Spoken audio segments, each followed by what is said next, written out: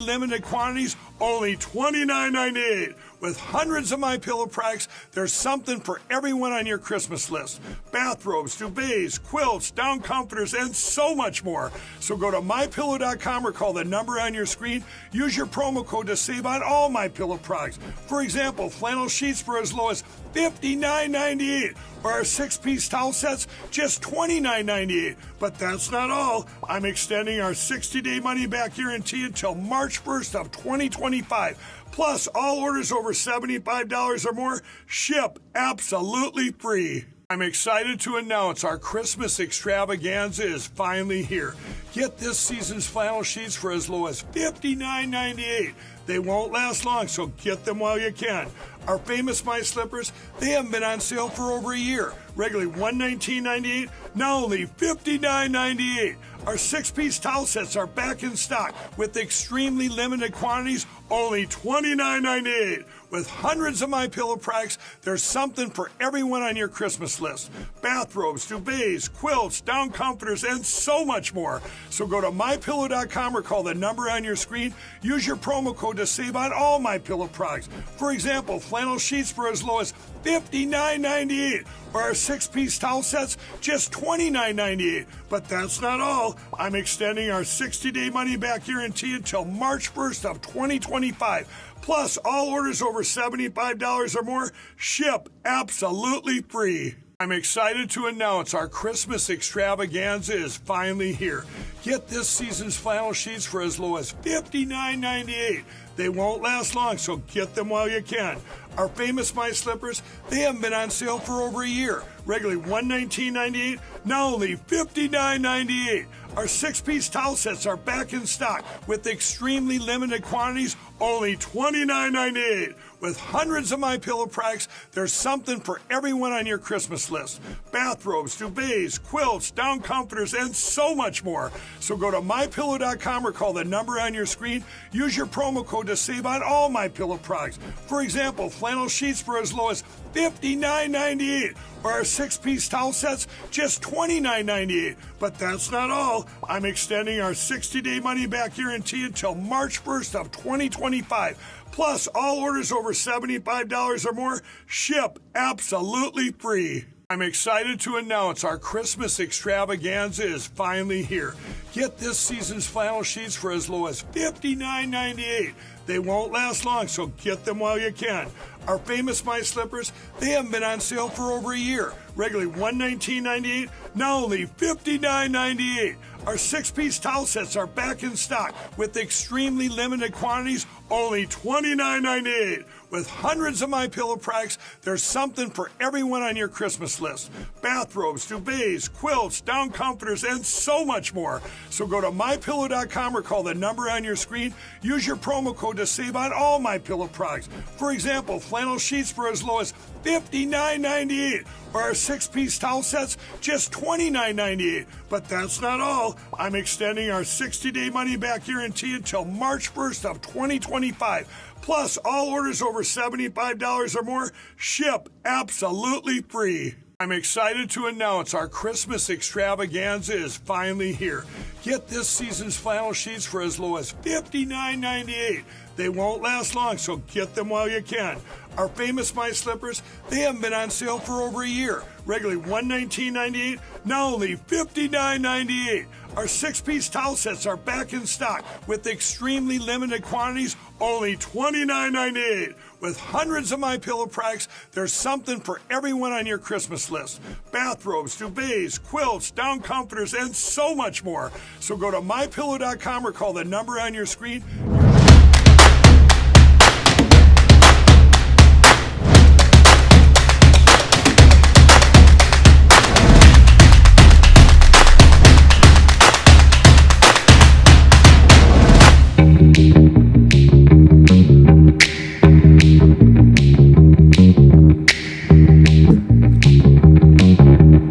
All right, 8 o'clock on a Friday night, end of the week. Man, it went fast week.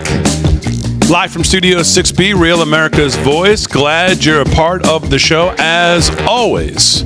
Kevin Downey Jr. sitting in with the boys. I like that hat. Mr. Downey Jr., how are you? I'm wonderful. Thank you, Big D. Great. I should say great. Big day for news. Big day for news. A lot going on. Before we get to any of that, though, I heard your show last weekend was a huge success. Yes, thank you. At Scotts Point. I kind of want to. They've got this indoor surf thing that I kind of want to do, but then I go, no. You don't want to be crippled? Yeah. Something about Depends adult diapers that, I'm sure they're in my future, but if I can put that off another couple of years. Well, yeah, you could be president and have that. It would be the same thing as what we have now. So, well, I'm glad it went well. Kevin Downey Jr. sitting in tonight. He'll have some news. Of course, he's the host of the Kevin Downey Jr. Show. That's weekdays, 10 to 11? 9 to 11. 9 to 11. That's right. It's 2 hours now. 9 to 11. Chase those commie pinkos. On 103.9 LI News Radio Long Island. Rick Delgado's here. He's going to do some news. Mr. Delgado, how are you? I am good. I am well. How was your day? Nothing odd to report today. That's very good. which is very. I usually have something that had happened to me during the day that Damon hates hearing about. Yeah. But he reluctantly asked me about it anyway. Well, yeah, because I like you as opposed to what most people think. and I'm sorry, I got nothing. Okay, that's fine. I just had a normal That's fine. day. All right, I got 3 more people I want to ask how their day was. Let's go out to Turning Point USA out at America Fest. And that, of course, will be Brian Glenn, Michelle Backus, and Ben Berkwam. They're there for Real America's Voice, who have been covering this event all day. Lady and gentlemen, how was everybody? Brian, how are you? I could not be any better. We are live in Phoenix for AmFest. These people are fired up. Make some noise. There you go. That's how good I am right now. All right, very good. Michelle, how was your day? I had to. You expect me to follow up that? Are you kidding? You know what? Louder! All right, can we follow up with that? Can we get another? Let's hear it out there, everybody! There it is. A phenomenal day, gentlemen. Phenomenal day. Someone get Berkwam the decaf, please. My Lord. Ben Berkwam, we talked to you last night. How are you tonight, sir? I'm doing well. By the way, I see my friends from Patriot Mobile over there. The best mobile company in America. Get your Patriot Mobile, promo code RAV right here. The best service and the best customer service. You actually talk to Americans when you call them. And by the way, they love America. PatriotMobile.com, promo code RAV. I love those guys. By the way, great day. Damon, Harry told me I had to do it. I brought your carpet shoes. I got them right here. So if you want to sneak across the border into Canada or into Mexico, you put these on your feet and they can't track you. Okay, very good. Berkwam got the plug in and he's got my shoes. Look at this guy. All right, good night, guys. Thanks for joining. We'll see you. Talk to you later. No. Yeah, Ben, you're going to need a lot bigger size shoe for Damon. I don't know if you've seen this Sasquatch putzing around the studio. What are you talking about? That goodness. Shoe is fine. I'm not Slick Rick. He's like Fred Take my shoes off with the size of his feet. Hey, Brian, I'll start with you. I guess give me the day 2 out there. Obviously, we saw a lot of the speeches last night here during our time from 8 to 10. I talked to Ben when it was over. Give me the highlight of day 2 today of the speeches. I didn't get to catch many of them, but give me a little bit of the feeling on the ground there. Obviously, Republicans right now going through it with the continuing CR and a lot of news. So give me the feeling on what's going on there, day 2. Well, we all through the day, some of the themes we've had in our show was, do you support Speaker Johnson? And of course, overwhelmingly, do you guys support Speaker Johnson? It's no. It's We're no. seeing a lot of thumbs down. It's either that and also, should we shut down the government? Should we shut down the government?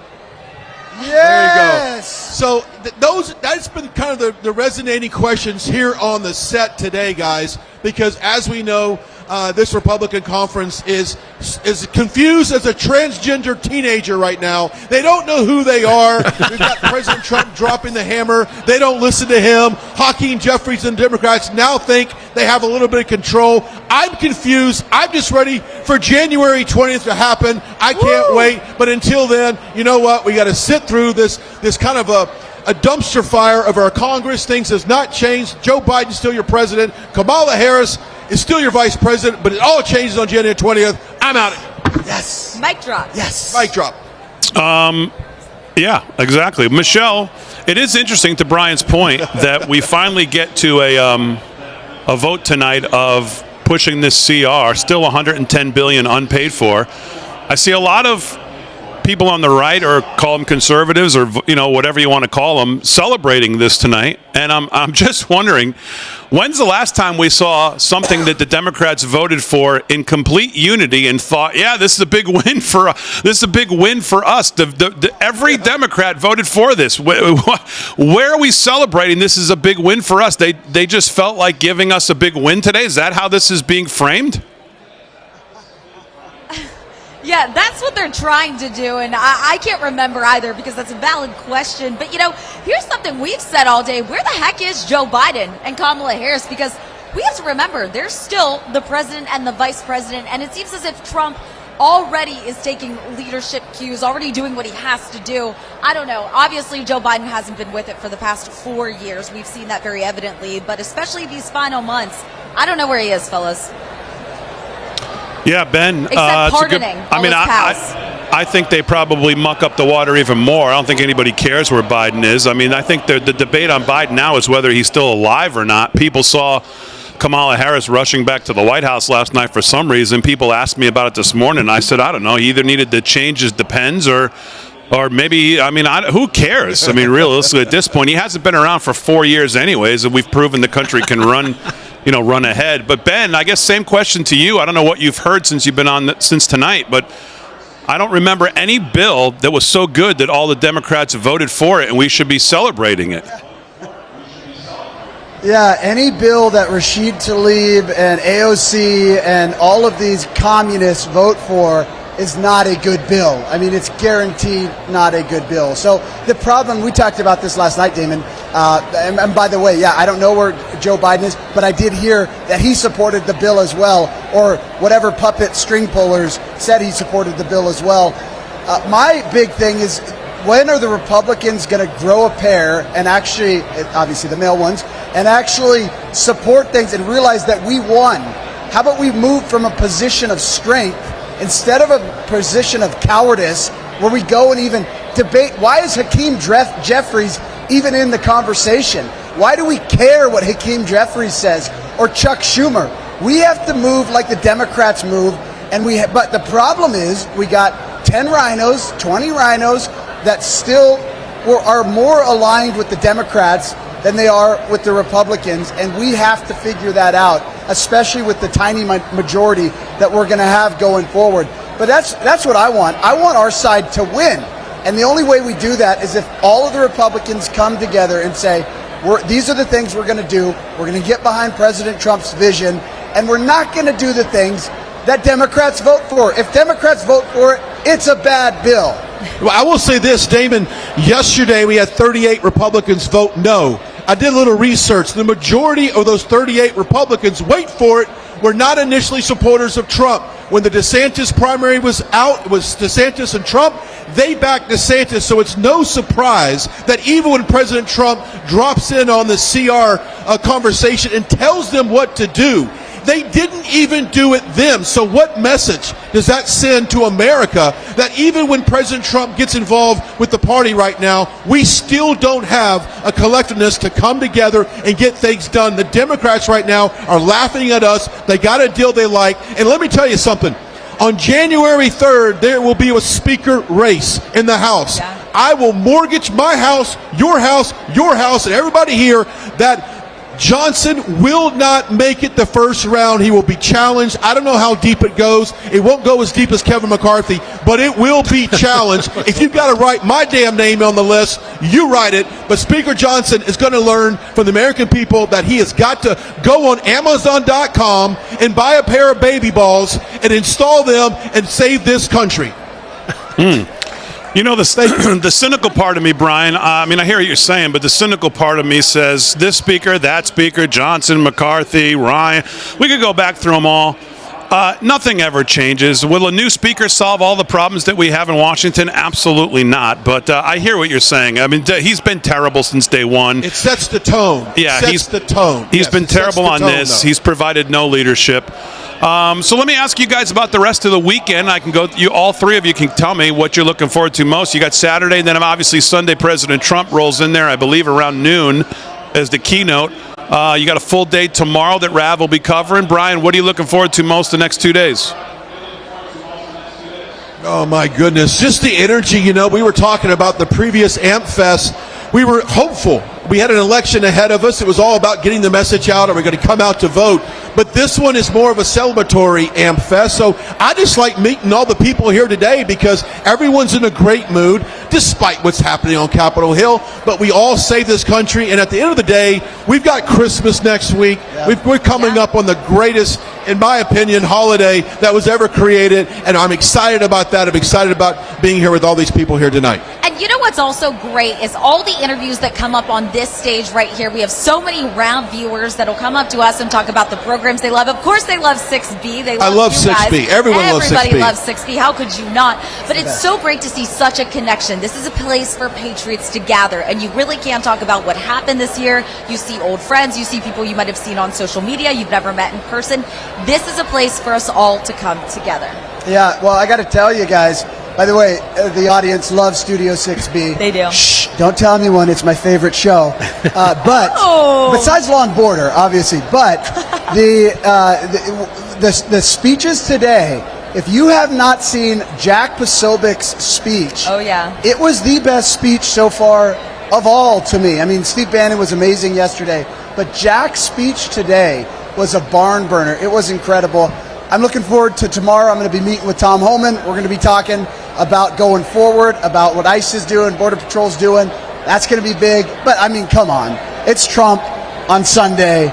It's all about Trump on Sunday. And this is his first big speech post-election. He has done some smaller speeches, but nothing like what he's going to do on Sunday. That kicks off at 10 a.m. local time here in Phoenix. Yeah. Well, guys, great stuff, great coverage. Go get some rest. You got a long weekend ahead. Always great stuff from all three of you, and I appreciate you giving us some time tonight. Thanks very much. Thank you. Thanks, guys. All right, there you go. Ben Berkwan, Michelle Bacchus, Brian Glenn, Turning Point USA in Arizona. Rav will have it for you all weekend long. Lock it in. Don't change that channel. President Trump on Sunday around noon Eastern, I believe. He rolls in there. Like Brian said, should be a fiery speech. He's got lots to talk about, especially what's going on in the last 48 hours. So we'll see if he addresses that, plus much more. Live from Studio 6B, just getting started on a Friday night. Where's the pizza?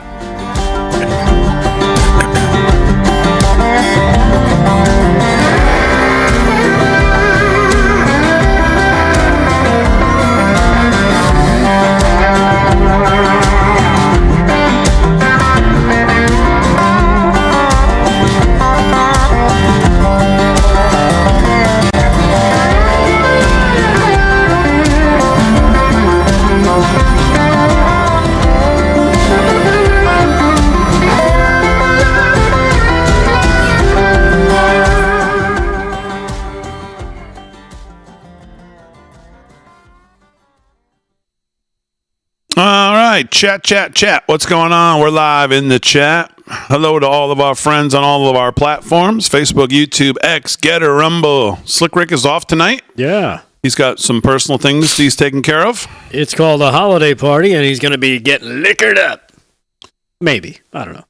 It's a big party, though. It's something I think he's one of the hosts of. Something like that. Oh, I have no idea. Yeah, I think that's what it was. So he's like the master of ceremony. Rav app has been down for days, someone said. Howdy Twixers in the X Twitter chat. Rav app. America's Voice. What? Oh. Mine fired right up. It's possible if it's not working, it needs to be updated. Maybe they're talking about the computer, and there's us right there. The computer version, not the... No, that's working fine, too. Phone version? Oh, yeah, okay. No, it's working fine. Rav app is definitely working fine. KC58 in the Twix chat. Kimberly's in there. Sharon Lovegrove is in there. Cat. Nancy Burns on X, thank you for tuning in this morning. Brownie Bo is in the Rumbles. So is RD Bull. Marty Kin. Haggis and Whiskey. Haggis and Whiskey Ooh, is in the Rumble chat there. I'll take Katie. some of that. No. Oh, that's right. We got to do that tonight. What are we doing? Odds makers. Oh. We have a guest? Oh. Who's filling in? Are you doing the slick picks? Yeah, I guess. Did he send them to you? No, I'm going to make him for him. All right. This will be his best week. He'll go Actually, for it. probably not. I've been horrible. Oh, wouldn't that be great if you went 4-0? I mean 0-4. Either one would be great, by the way. He would get so angry. Jerry Mullins on Facebook says Kevin Downey Jr. in the house tonight. Very kind. It looks like Becky Snyder on YouTube. Hello. I'm going to Washingtonville, New York for a gig. Sweet.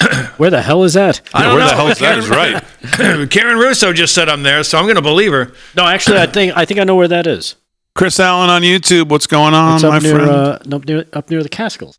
Hello, everybody. Is it? I think so. I'm there in March. Archie on Facebook. I am well. How are you, buddy? Stuff. Are you guys off next week? We're off Tuesday, Wednesday. And then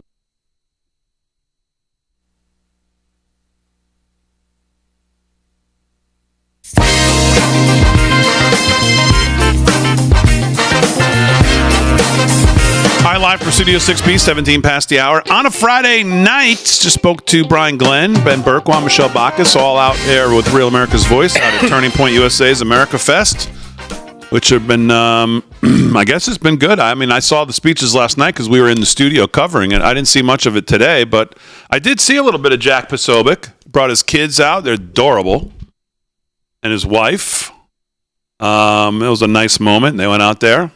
I did see a little of that. I actually saw that. I didn't actually see the speech before that, which I guess is what Ben was referring to. So want to say hello to everybody in the chat, whether you're on X, Facebook, Rumble, Getter, YouTube, wherever you are. Doug on YouTube says Aaron is looking smoking hot tonight. Aaron, look at that. So maybe it's because you're dressed for the holiday. Yeah. Maybe. Why are you dressed? Are you going off for like a big party with Slick afterwards or something? Yeah, definitely. Uh-huh. No. No. Okay, of course not. It's Friday. I like to dress up on Fridays. I like really? that. Yeah. Me too. Oh, yeah, we could Yeah, tell. you can tell with Damon. I'm just kidding. Okay. So is he. What? So is he. Yeah, so was I. Exactly, so was I. KDJ, I see you're coming up to Washingtonville, New York in March. Hello, Damon. Karen Russo says. Yeah, I guess Is this news to you? Yeah. Who's booking your gigs? I am. That's the thing. But I've got one date in March. I guess it's Washingtonville. Oh, So there I'll it see is. you there, Karen. There you go. Tickets on sale now. Yes. Hello, everybody. Wow, lots of messages tonight. Hello. I can't even keep up. Let me just go to the beginning here. All right, very good. 18 past the hour, live from Studio 6B. So, talked a lot this morning about where we are with the party. Let's hear from the two of you since everybody's heard my position on all this. On what? What's going on? Well, you know what's going on. Yes, I know what's going on. What do you think after the last 48 hours since we weren't on last night? The last time we were on was 2 nights ago. What do you think? I still don't know what to make of all this, especially when you saw that the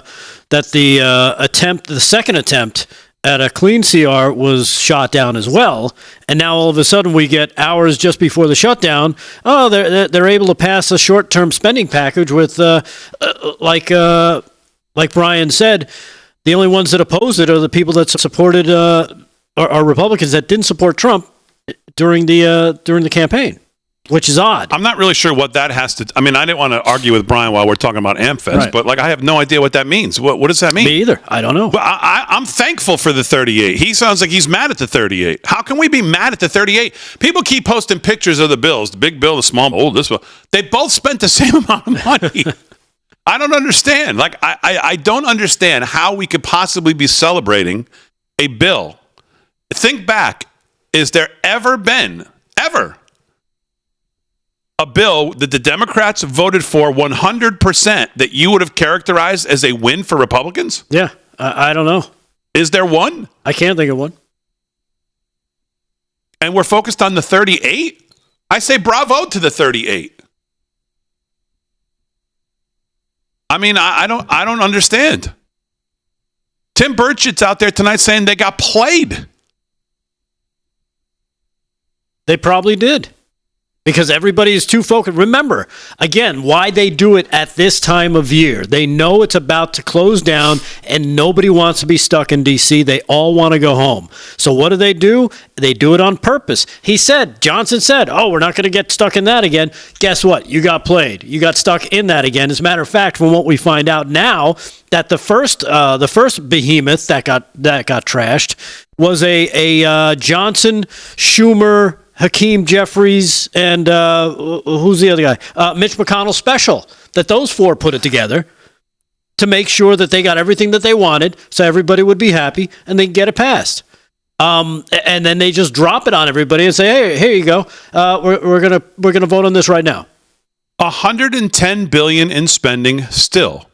No offsets, no pay-fors, things in there that, again, the Francis Scott Key Bridge is still in there. A lot of things still in there. And every Democrat voted for it. How much more do you need to know that it can't be that big of a win? Right. Here's Tim Burchett on what happened tonight. Hey everybody, Tim Burchett. I did my usual video as I left the House floor, but it was terrible and I wasn't prepared, didn't have a lot of the great details in it I wanted to give y'all. I voted against it. We said we were going to do separate bills. That's what everybody wanted. Dadgum, of course we didn't do it. We loaded it all up together. There was $5.7 billion in there for submarines.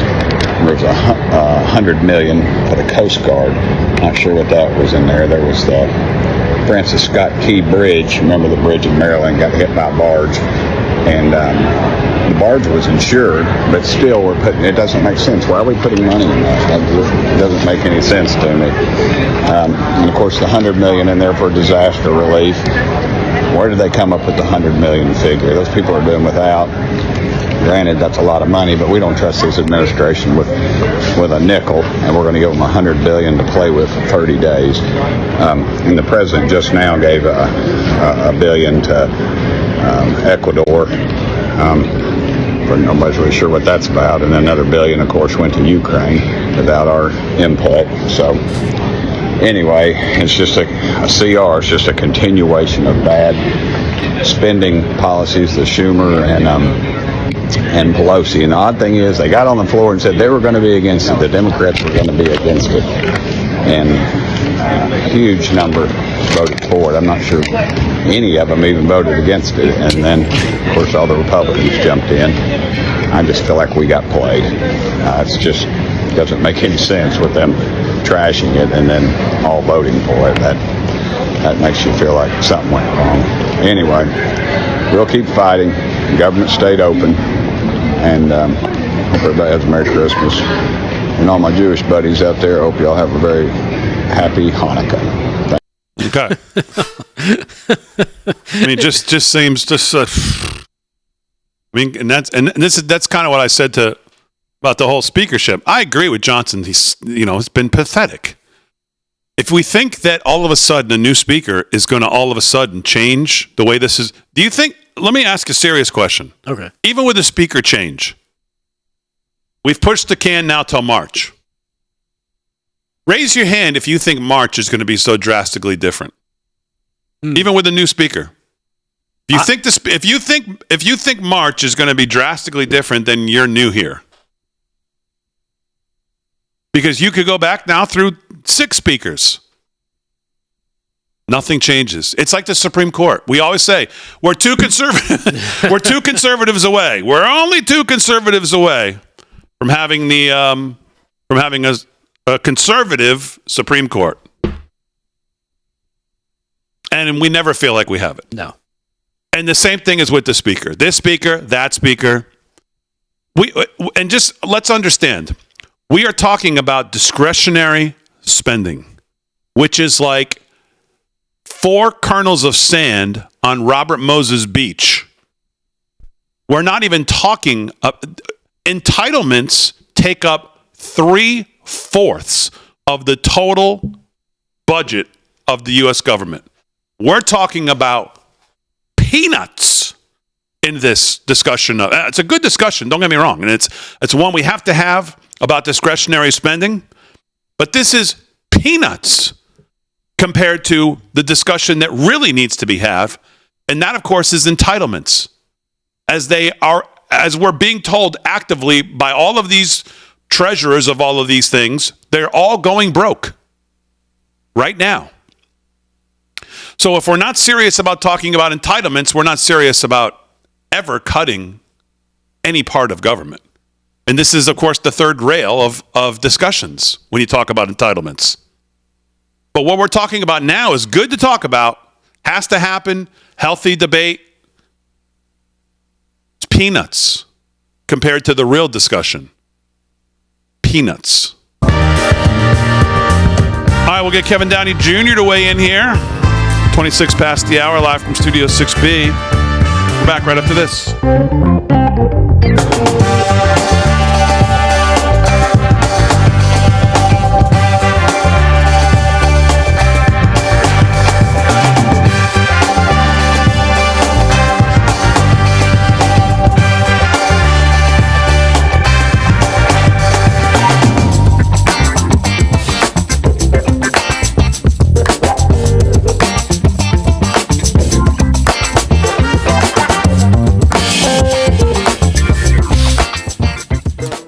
Okay, let's do some polling tonight here in the chat. Polling? Let's do some polls. Yep, Becky Snyder said, Damon, do a poll. I think that's a good idea. Okay. One in the chat if you think March will be different. And if you do think it'll be different and you type 1, type the speaker name who you think makes it different next to it. And a 2 if you think, like I do, no matter what they do, it will not be different. So let's start with that poll. 1, if you think it will be different. And why, what name will make it different? 2, if you do not think it'll be any different, and we're just kicking the can of fiscal insanity down the road, and nothing else will change. I'll let you know when I actually see a 1. Yeah. 1, Gates. 1, Chip Roy. 1, Massey. 1, Elon Musk. Those are the ones I've seen so far. Oh, it's going so fast. 1, Elon. 1, Chip Roy. 1, Musk or Gates. Wasted Alien says no poll. 1, Gates. 1, Burchett. Victoria Sparks or Burchett. 1, Elon again. 1, Vivek. Patriot Charles says Ted Nugent for Speaker of the House. I love that. Kill it and grill it. Not many, and they're all okay. So all the ones have about 4 or 5 names that were flying around. Okay. Another Ted. Oh, 3, D's nuts. That's a good one. That's a good one. D's nuts is never going to stop being funny to me. No.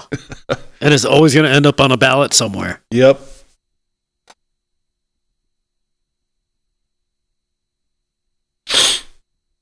Term limits, yes. Desperately need those. Hey, Richard says I should be speaker. You or Richard? In the YouTube chat. Richard says he himself? No, me. I meaning I you? should be speaker. Me. You should be speaker? I got one. I might write you in. Moon Pie, Damon, look at me. I'm looking. I'm looking at you. Don't do that again. Hey, Farmer Brooke is out at, he took a picture with Harry on the highway today. Oh! Yeah, he's out in Arizona.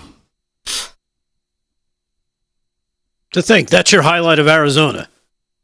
A picture with Harry on the highway. Yes. A picture with Harry.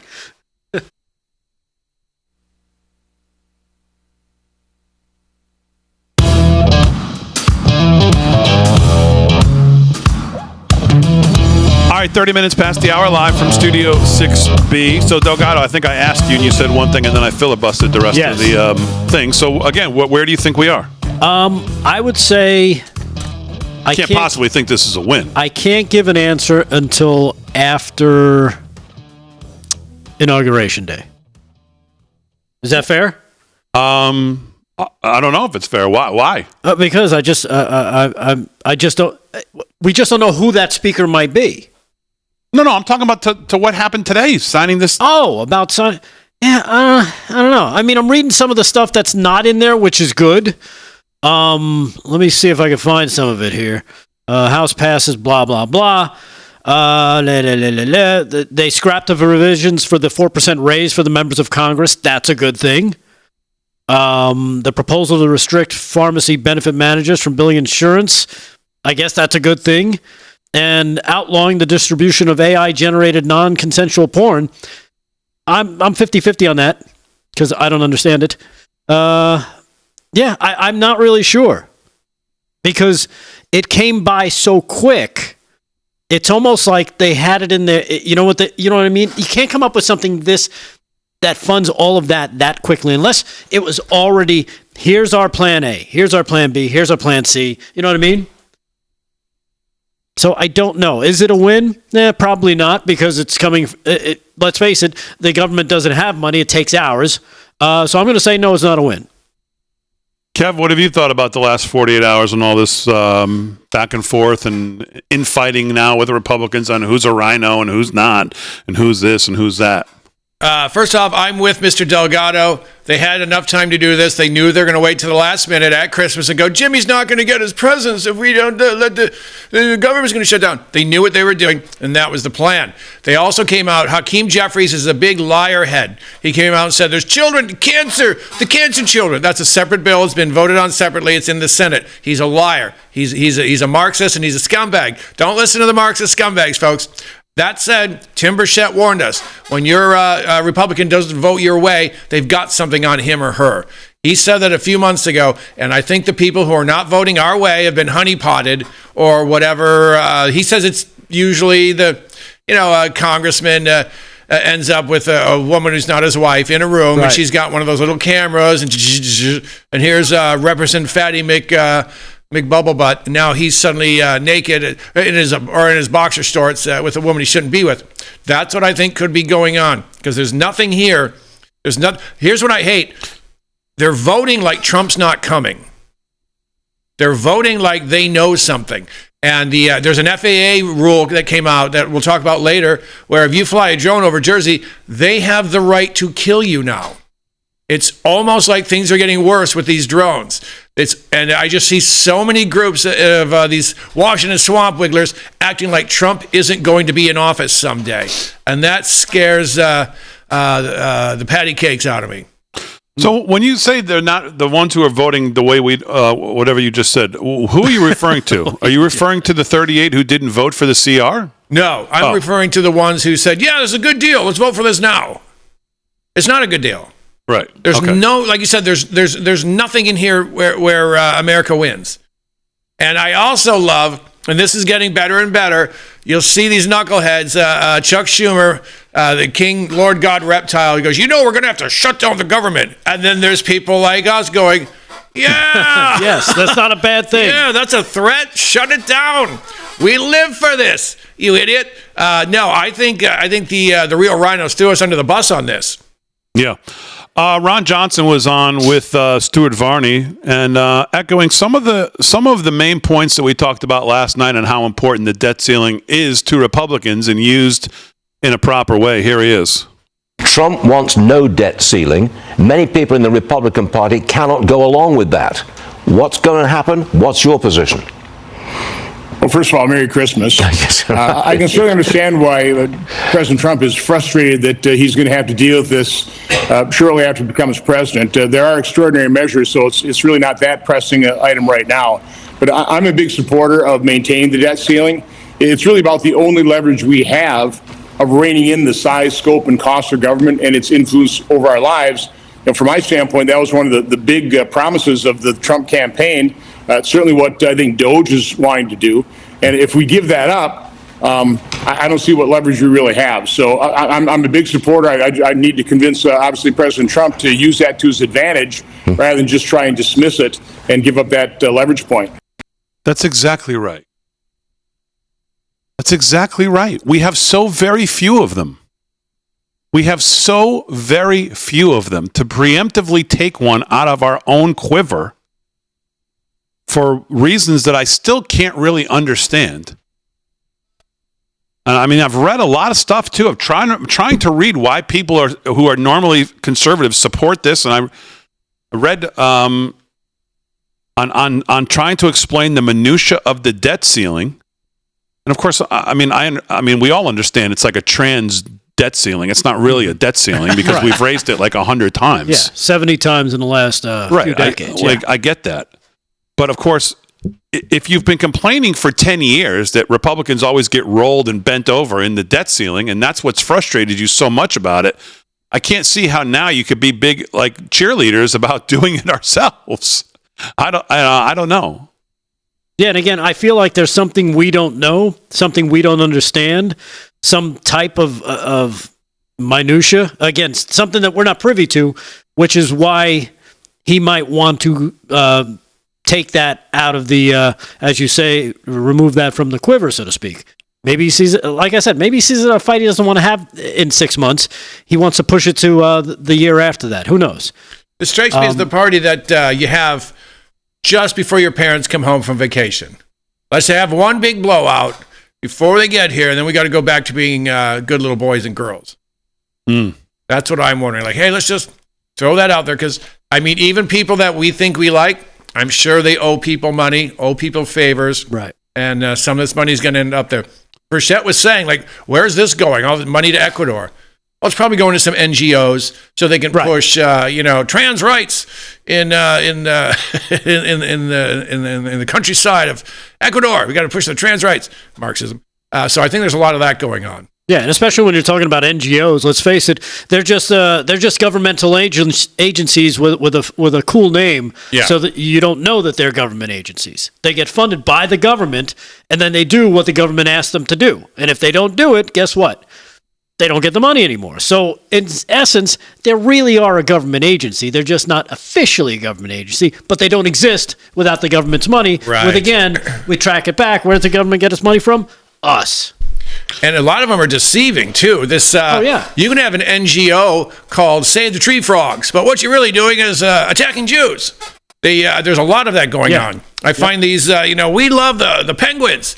We hate the chosen ones. And they're throwing money at Hamas. They're throwing money at Hezbollah. Yep. And, we're funding a lot of wars, both sides. Sometimes three sides. Sharon Lovegrove on X wants to know where you got your sweater. It's very 1960s, she said. She'd love to know where you got that. Oh, thank you. You know what? I'll... Hey, Mr. Delgado, can you read the... Okay. It was a present. Kevin doesn't know where he got his sweater. It was a present. It's a fine maker called Oxknit. There you go. There you go. Spelled just how it sounds. All right. Oxknit. Here's the sick part. I got this from my lovely fiance Jessica, who's an Islanders fan, and look what the colors they are. It is Islander colors. Very good. Very clever there. All right, let's do some news. 38 past the hour. News is brought to you by Freedom Force Nutrition, available live from Studio6B.com right there on the homepage. Great supplements, vitamins. Check them out. Rick Delgado's got the news. What's going on? All right. Well, since we're talking about the debt ceiling, I'll stay in that lane for just a little bit before we jump over to Germany regarding that horrific story. Here's Mike Lee. I think you're a fan of the Mike Lee, right? Right there, Damon? I like Mike Lee. Yeah. Well, here he is. He's revealing who came up with the CR, and he talks about why he thinks Speaker Johnson won't be known as Speaker Johnson much longer. This is cut number 2. Again, Mike Lee revealing about the CR. Check this out. Wait, so you're saying, hold on, just back up. So you're saying these 4 people, you're saying Jeffries, Johnson, Schumer, McConnell, Jeffries, the firm. They did this. Okay, McConnell and Schumer, they cooked this up for the last 85 days in secret, dropped it on everybody Wednesday, and this is where we are. Yes. And it has failed. It's failed miserably because the American people are awake. They have access to X. They have access to Waters World. They have access to information and to apps that will help them quickly digest this information. This does not work. It's an historic moment. It's fallen apart. And as a result, somebody's going to have to lose their job over this. I don't think the Speaker is going to remain in power. That's my prediction. I'm not in the House. If I'm correct in that, and I think I am, we need bold new leadership, outside leadership, and I think it needs to be a Doge speaker. It needs to be either Vivek Ramaswamy or it needs to be Elon Musk. Look, I was over here a couple weeks ago, House and Senate Republicans for a Doge caucus meeting. I've never seen, we're like, herding cats, Republicans on Capitol Hill.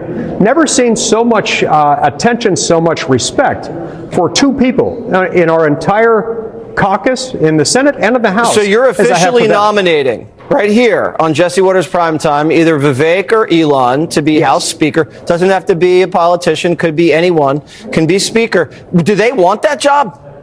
I don't know. Look, I'm a little bit skeptical. Elon is kind of busy. He's got like 54 companies that he's running, right, and trying to get to the moon. I suspect Vivek is a little bit more open to it than Elon. I'll take either one of them. Vivek, Elon, if you're watching, please sign up. America needs you. All right. Well, I don't think Johnson likes you now. Next time you guys see each other walking through the halls of Congress, he's going to probably kick you in the leg. You can wrap this up. And again, he calls them the firm, which is kind of revealing. I guess they've been working in cahoots for some time, and people refer to these four leaders, the House leader, with Hakeem Jeffries, Johnson and Jeffries, and of course Schumer and McConnell over in the Senate as the firm.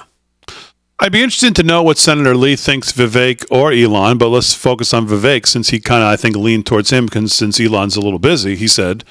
I'm interested. I would be interested to know from him what exactly difference does he think Vivek could make dealing with this makeup of the Republican Party. Right. But, well, I think we saw a little bit of that on Wednesday, right? When all of a sudden these guys started talking about this, that it should be shut down. And just the threat of these House members who are up every 2 years. Every 2 years, they got to go and fight it out and try and get reelected. If they want to stay in office, they better get in line. And I think this kind of mobilization, so to speak, not only of the of anybody online, but of the electorate, because then people were reaching out to their senators, to their Congress people, and saying, "Hey, you got to shut this down. This is not what we want." And I think that power now that he was referring to, that we have access to AI that can go through these bills within minutes and pull out all the crap so everybody knows it, so you don't have to sit there and wait a week for somebody to read it. I think there's a lot of power here that they're afraid of, that these guys are willing to utilize, and maybe, just maybe, they got a little taste of that on Wednesday, like, wow, look at how quickly wow, that escalated quickly, didn't it? You know what I mean? We have passed 35 omnibus CRs in 10 years. 35 in 10 years. How many speakers does that represent? I don't know. Go back and do the math. 35 of them under however many speakers that is in 10 years. Any company, private company that did that would have been bankrupt and out of business by now. But for government, it's just run-of-the-mill another day. A new speaker, a Vivek, makes a difference? Maybe.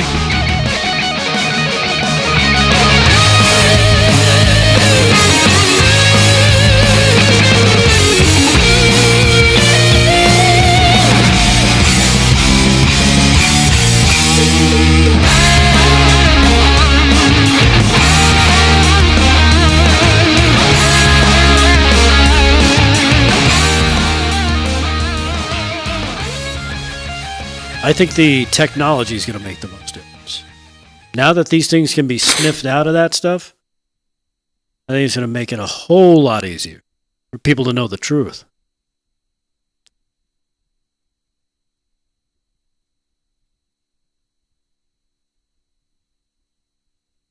I do also think DC still thinks we're idiots, but there are too many ways to find out what's going on. Yeah. Someone on Twitter just said, "Here it is." If you want to see what the bill is, Mad Bomb shouts to Patriot Mike in Shippensburg, Pennsylvania. Watching.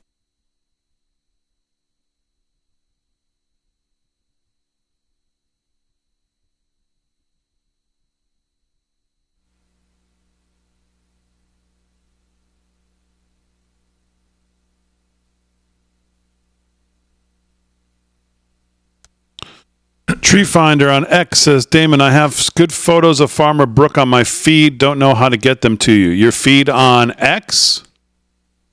If it's that, just give me your. Are you at Tree Find? What's your at? And I'll go to your page and pull them up.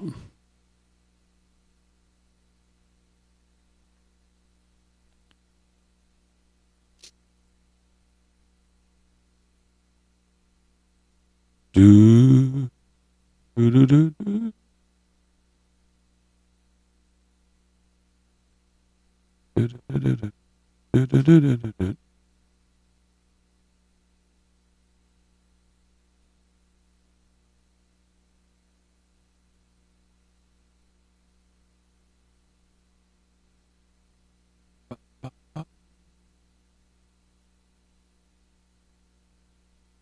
They're on Farmer Brooks' page as well? Okay.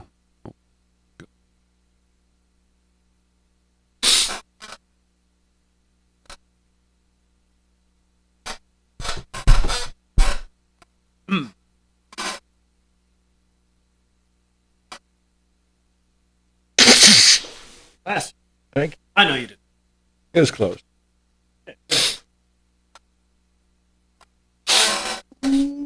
Yeah. What we got?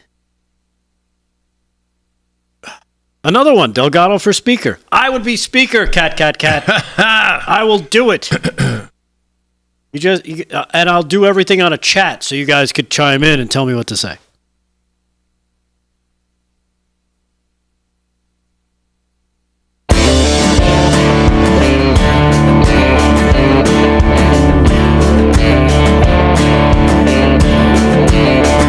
All right, 47 past the hour, live from Studio 6B on a Friday night.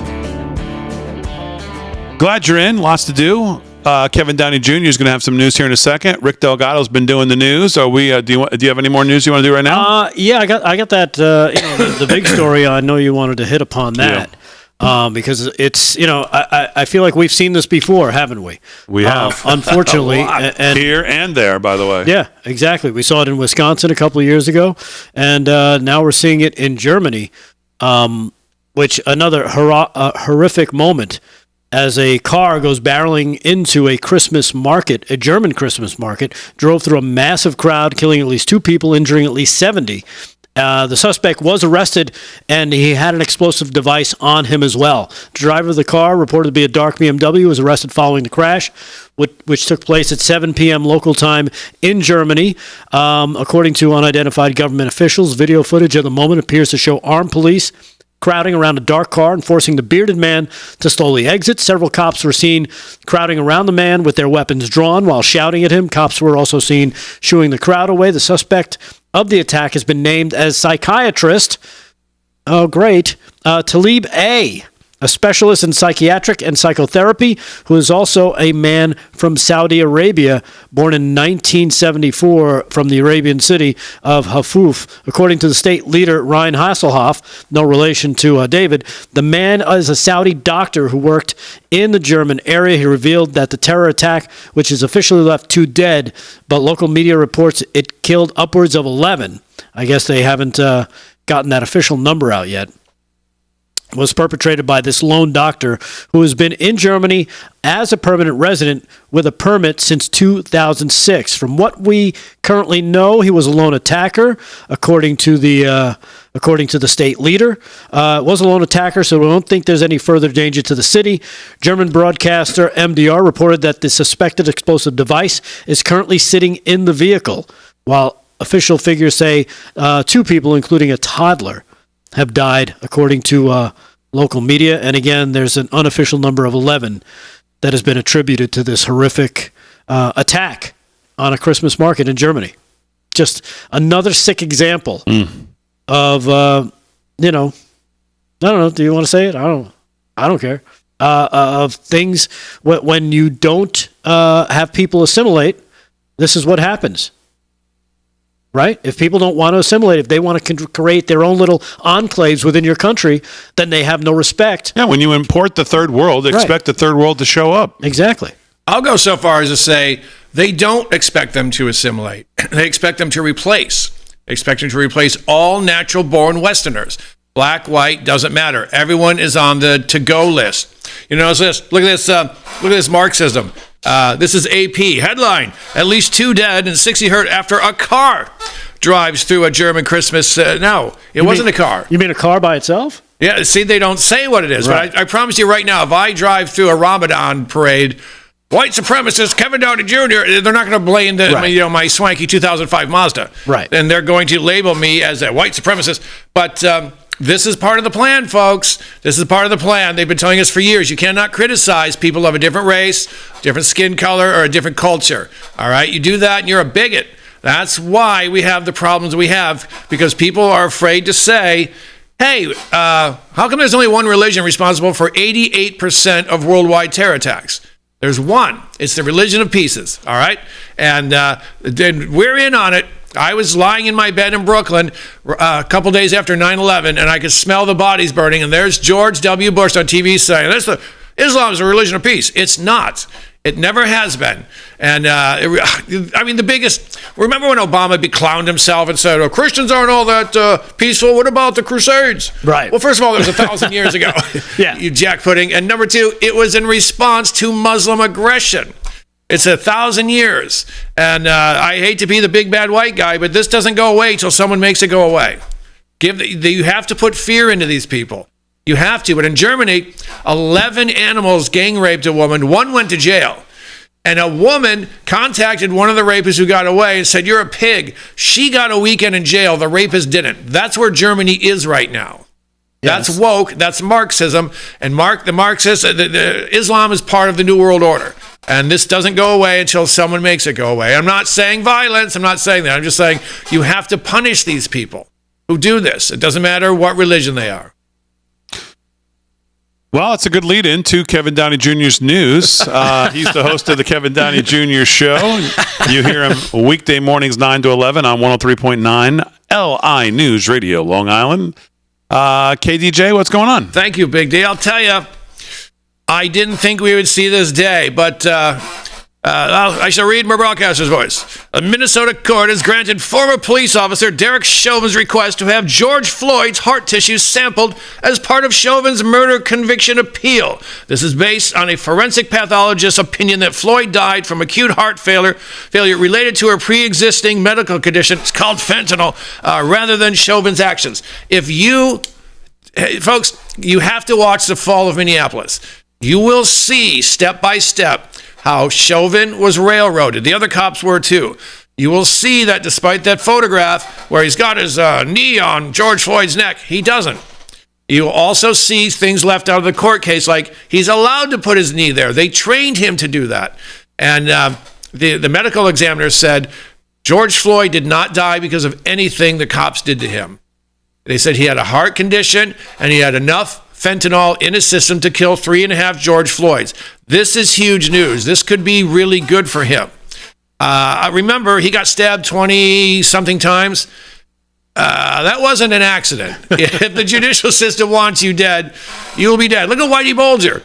He's an older man. He was in a wheelchair, and they just decided to move him to another prison, and then someone beat the potato salad out of him and killed him within a week, right. Something like that. Folks, the prisons are all part of the system. Stay out of them if you can. But this is great news because there's no one with an open mind who believes once you see The Fall of Minneapolis on YouTube, it's free. Please watch it. You can't even suggest that Derek Chauvin did anything wrong. Well, it kind of echoes a little bit of the Daniel Penny case, right? Yes, absolutely. Right, because again, they're trying to blame him for the death of this guy, whatever his name was, I forgot. But it turns out he died because of something he was already involved in. Yes, and it just exacerbated the fact that what Penny did to try to restrain him and corral him just happened to be right around the time where this guy probably may have died anyway. Yes, and you're not going to see this a lot because the Operation Mockingbird media morons won't tell you, but a black man stabbed a homeless man for punching his girlfriend, stabbed him to death. No charges. He was released the next day, no charges. Alvin Bragg is a racist scumbag, and for the Marxists, remember, it's all about race. He's an idiot. It's not really about race. It's meant to separate us. You have to have your oppressed and you have to have your boogeymen who oppress them. That's how you get people to fight. That's how you lead to genocide. That's how the Bolsheviks did it. How do we get rid of these kulaks? Well, we tell the poor people that the kulaks are responsible, and 2.5 years later, all the kulaks are dead. Mission accomplished. That's exactly what this is about. If they would just let people alone, which they can't do because they're Marxists, we would get along great. All right, anything else, KDJ? Yeah, I got a ton, yeah. Look at this. Did you talk about the murder hornets yet? No, but I saw that. So, no. I just want to say this. Actually, hold the murder hornet. Hold on to the murder hornets, KGJ. Hold on to them. All right. We'll get back to them right after we take this break. That's a wrap on hour 1 already. Man, that's a fast hour. Live from Studio 6B, Murder Hornets coming at you when we get back for hour 2 with Kevin Downey Jr. Rick Delgado's got more news. Aaron and Fran holding it down on a Friday night. We're back right after this.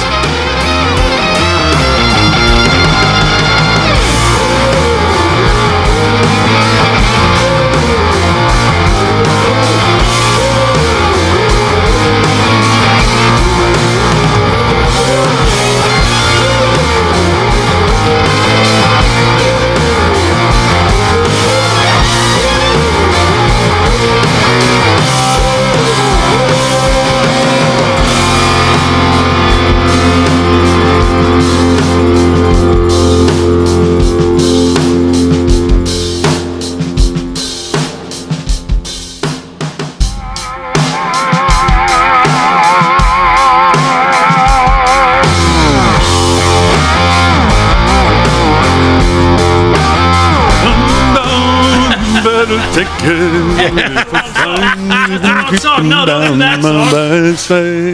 No. You gotta do the Edmund Fitzgerald. That's hilarious. I love him. Of all the comedians doing impressions tonight, no one's doing Gordon Lightfoot. None of them. I know them all. I know them all. Such a hack. They're doing a couple of the worst ones are still doing Crocodile Hunter. Oh, somebody's still doing a crocodile? There's a couple, yeah. What else is still big? The South Park kids are big. So you got the murder hornet? Let me go get let me get these pictures here. Racing Banshee says saw him come through. Put my screen up, Aaron, for a second. What are the pictures of? What are we looking at? Talk to me. Farmer Brook. Oh, with Brick Suit. With Brick Suit guy. Hey, Ben Berkwam. Farmer Brook with Ben Berkwam. All right, so his trip isn't that bad. It's just he got diverted with the Harry picture. Yeah, Farmer Brook actually had a picture. Let me see here. Look at this picture he posted. He posted a picture of Steve Bannon. That's a good picture. Yeah, except for Harry's head in the way. He took a picture of Harry taking a picture of Bannon. I'm pretty sure that picture of Bannon's on Harry's Instagram right now. Harry, get your ass out of the picture, Harry. Back on the couch. I'm back on the couch. Yeah. That's really funny. There's a lot. You know what? I just did a little earlier today. I was doing a little research. Not research. I just kind of came across this article from Steve Bannon. I didn't realize everything that this guy has done throughout his entire career, his life. It's amazing. He's got quite the resume. Served the country. Then he went to Breitbart. Yeah. He graduated Harvard. Yeah, went to BlackRock, Goldman Sachs. Goldman Sachs. I'm like, what the? This guy was in everything. Yep. The honey badger ain't messing around. Yeah, it was insane. Just seeing his trajectory through the late '80s to today, and he served 4 months in prison. Oh, Mitch McConnell gave his final speech on the floor as the Republican leader. Goodness. Oh, it went a little something. It went a little something like this. It went a little something like this.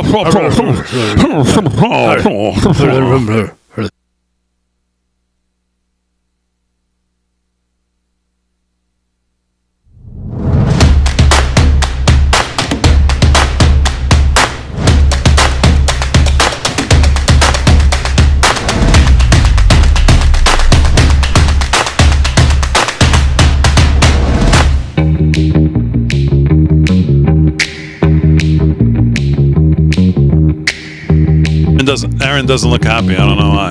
What do you mean? Oh, Delgado's trying to sing Gordon Lightfoot is what's going on out here. That's that horrible noise Now was? we're over to all the stupid show now, and it's a Friday. It's a Pizza Friday. Not good. Not good. Oh, Mitch McConnell. What a great place to start hour two. Mitch McConnell gave his final speech today on the floor of the Senate, and I didn't listen to one damn word of it. But I see a quote here from him, and he said, "Folks come to Washington. Folks come to Washington to do one or two things, either to make a point or to make a difference. It's usually not hard to tell who's doing which, especially in situations like the one we're in now." Get out. Yeah, really. Make a point, make a difference. Get out. Make a point, make a difference, or make a ton of bucks. I think that's what Mitch McConnell showed up to do. You know the difference between us and them? One of them, there's 100. We want our geezers to go away. But Chuck Schumer, they'll keep voting for him. Nancy Pelosi's always going to be a hero. I can't. I will drive to D.C.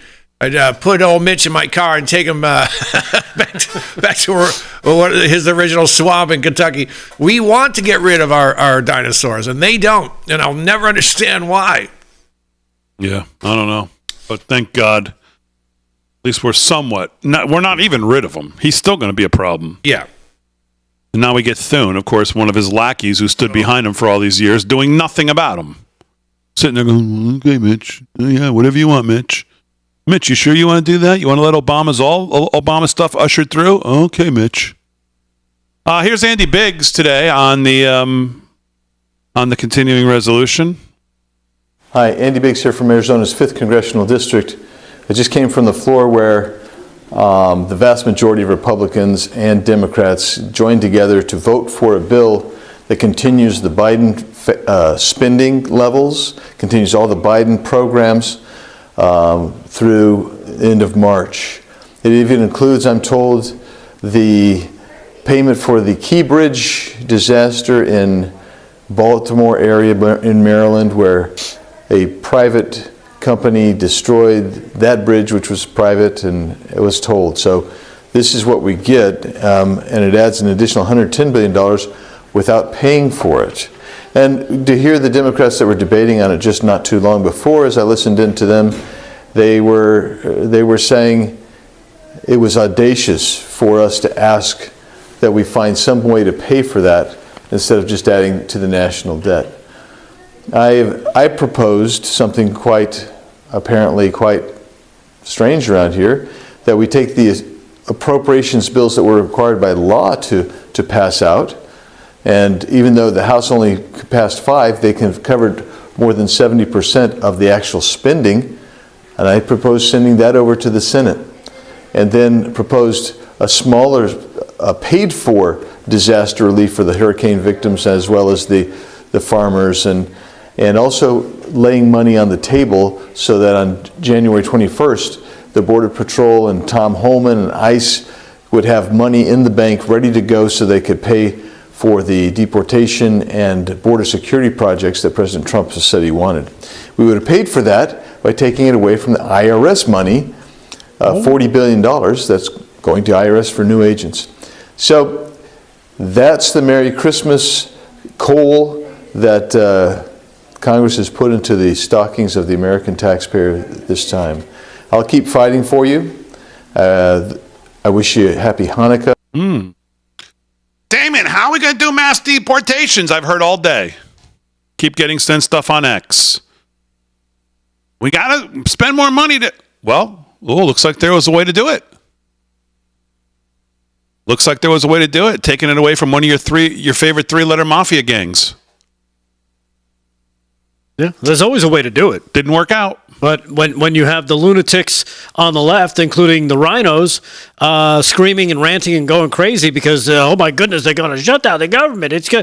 Their lifeblood is the government. The air that they breathe is basically the government. That's what they want you to feel like. They want you to think your life will never amount to anything if the government isn't there to help you, and you better make sure it stays open. Or, oh my goodness, the sky is going to fall. Things are going to go. Everything's going to go chaotic. You had the threats coming from the White House today about the shutdown. You had the threats from Democrats. Let's go to cut number 3. Here's Democrat from your neck of the woods there, Damon. Democrat Rosa DeLauro.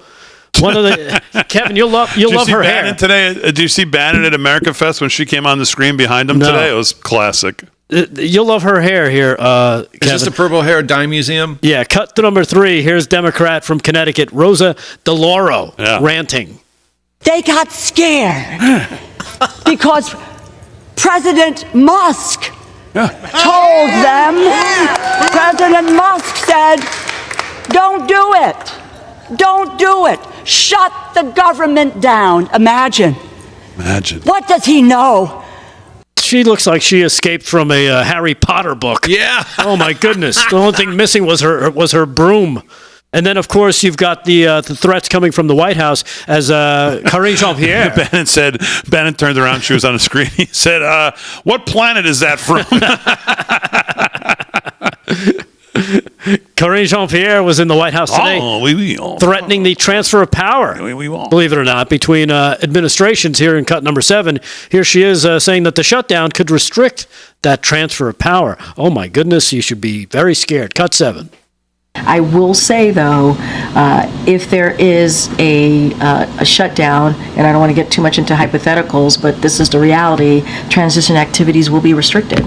And with limited exceptions, obviously, but such as prevent imminent threats to the safety of human life or the protection of property. Those are the things that we would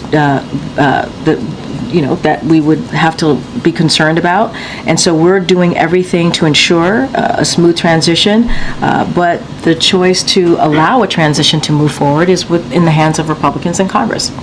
We can continue to have this smooth transition of power if they stop threatening a shutdown. Yeah. So there you have it. Who knew that lives could be lost if you shut down the government and the transition of power from one administration to the next doesn't go smoothly because the government has been shut down and the money's been cut off? Who knew people could actually die? I wonder what people she's talking about.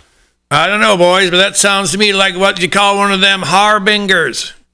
I think they are planning on no transition. Yes. Of power. Did I say trans? Oops, sorry. That I think they're giving away the playbook here. Yeah. And I mentioned that earlier. They're acting like Trump's not coming back. And that's definitely a scary situation. Yeah. All right, we'll do some more news with Delgado here in a second. I want to just go back and one of the great honors I've had of doing this show since 2015 was the one night I was able to interview the great Walter E. Williams, who maybe understood more about debt deficits, government spending than, of course, the great Thomas Sowell, Milton Friedman, of course. Obviously, you have others. But as I used to read Walter E. Williams, there was something about the way he could talk about it that just resonated with me. And he wrote a piece. This is now 8 years old. And he says, the largest threat to our prosperity is government spending that far exceeds the authority enumerated in Article 1, Section 8 of the U.S. Constitution. Federal spending in 2017, again, this is 2017, will top $4 trillion. Social Security at $1 trillion will take up most of it. Medicare, $582 billion, and Medicaid, $404 billion, are the next largest expenditures.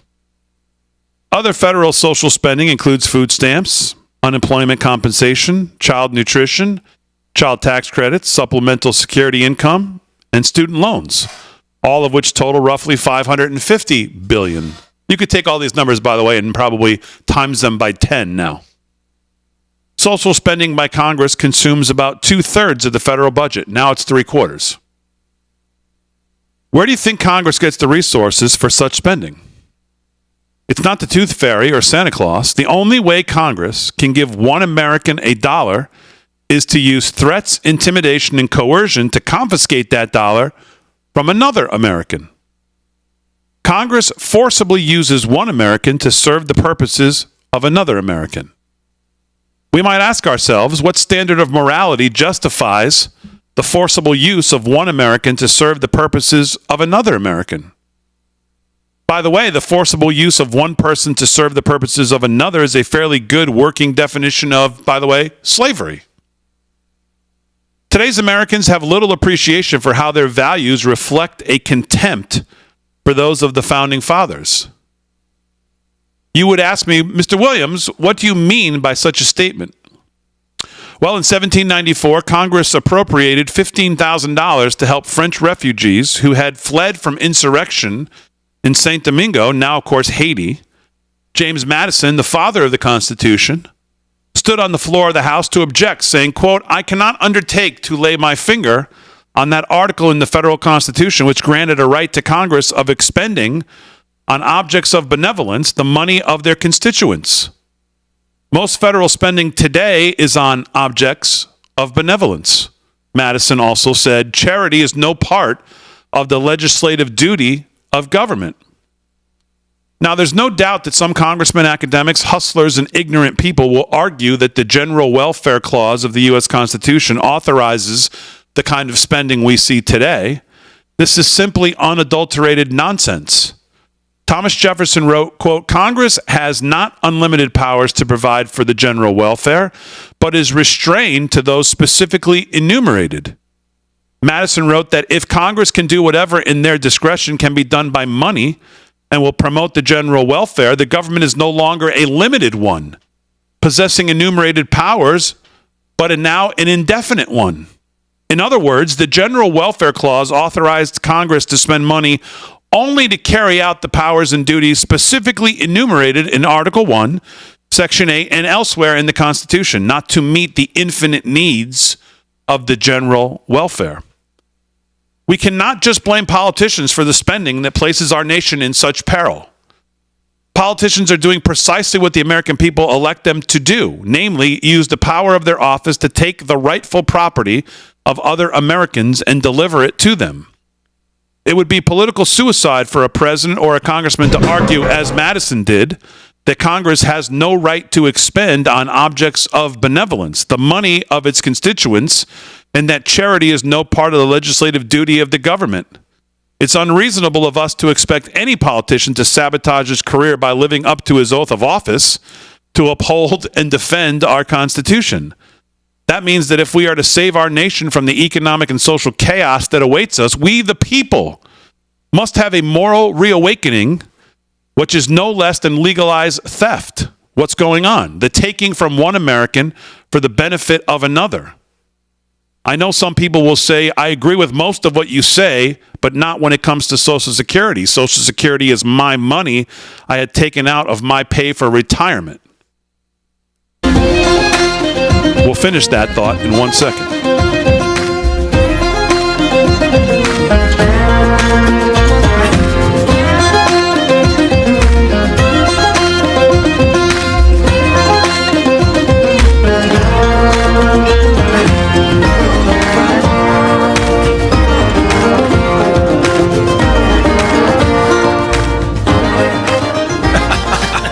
All right, chat. What's going on?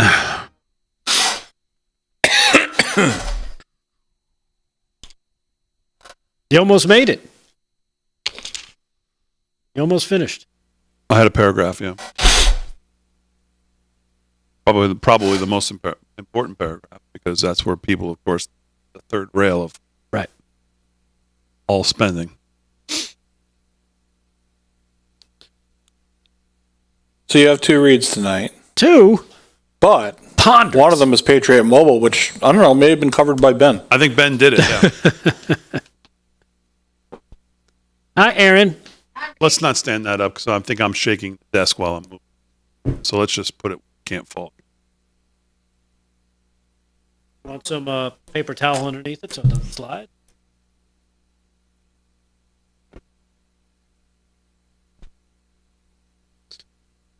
Everybody, bye, Aaron. Racing Banshee, thanks very much for tuning in this morning. Glad you liked it. We had another winner in our Name That Tune, which I really like doing. That's fun.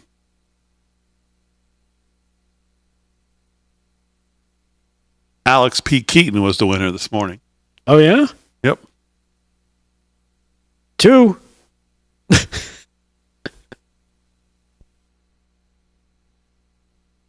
Are you familiar with Alex P. Keaton, Delgado? Of course. Okay. I'm surprised you are. I was going to say, you're old enough. That's before your time. Not before my time. What are you talking about? Well, you were probably still watching Romper Room or some shit. Playing with your Muppet characters. While I was diving into very funny mid-'80s situation comedies. Hey, Damon, Karen Rosso, Patriot Karen says, Damon at KDG, look under Live from Studio 6B's Facebook page under mentions. All right, hold on one second. What am I looking for here? Oh, here we go. Reads. You got 2 reads.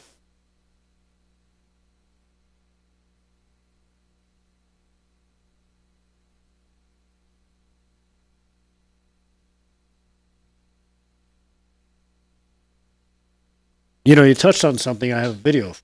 What's that? I'll surprise you with it. Murder Hornets? No. Oh, okay. That's not something else.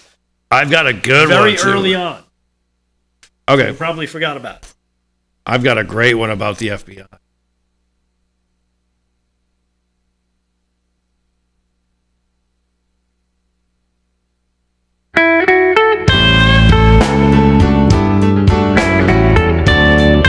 Ow, sound like the blues. 17 past the hour. For 10 years, Patriot Mobile has been America's only Christian conservative wireless provider, standing behind their service and their values as a company. They are an example of putting the cause ahead of profits, and it's why Rav was proud to partner with them. Right now, you can get their Every Friday Matters special today. Patriot Mobile is giving away a brand new smartphone when you make the switch. Patriot Mobile offers exceptional nationwide coverage, giving you access to all 3 of the major networks without your dollars going to fund the left. When you switch to Patriot Mobile, you're supporting free speech, religious freedom, the sanctity of life, the Second Amendment, and more. Their 100% U.S. customer service team, let me say that again, their 100% U.S.-based customer service team makes switching easy. Keep your number for a limited time. Get a free smartphone.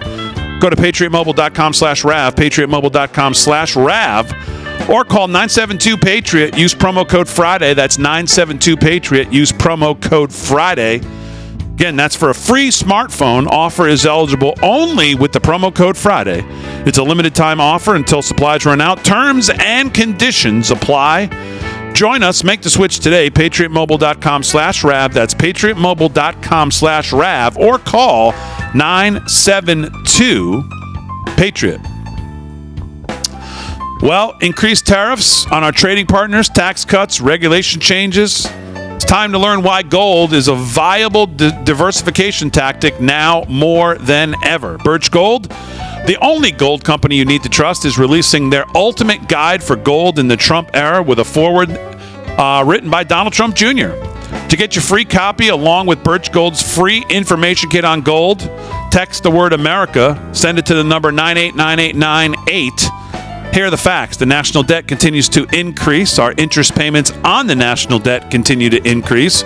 Gold is still your hedge against a weakened dollar. And Birch Gold is still the company you trust to help you convert an existing IRA or 401k into a tax-sheltered IRA in gold. Text America to 989898 for your free copy of the ultimate guide for gold in the Trump era.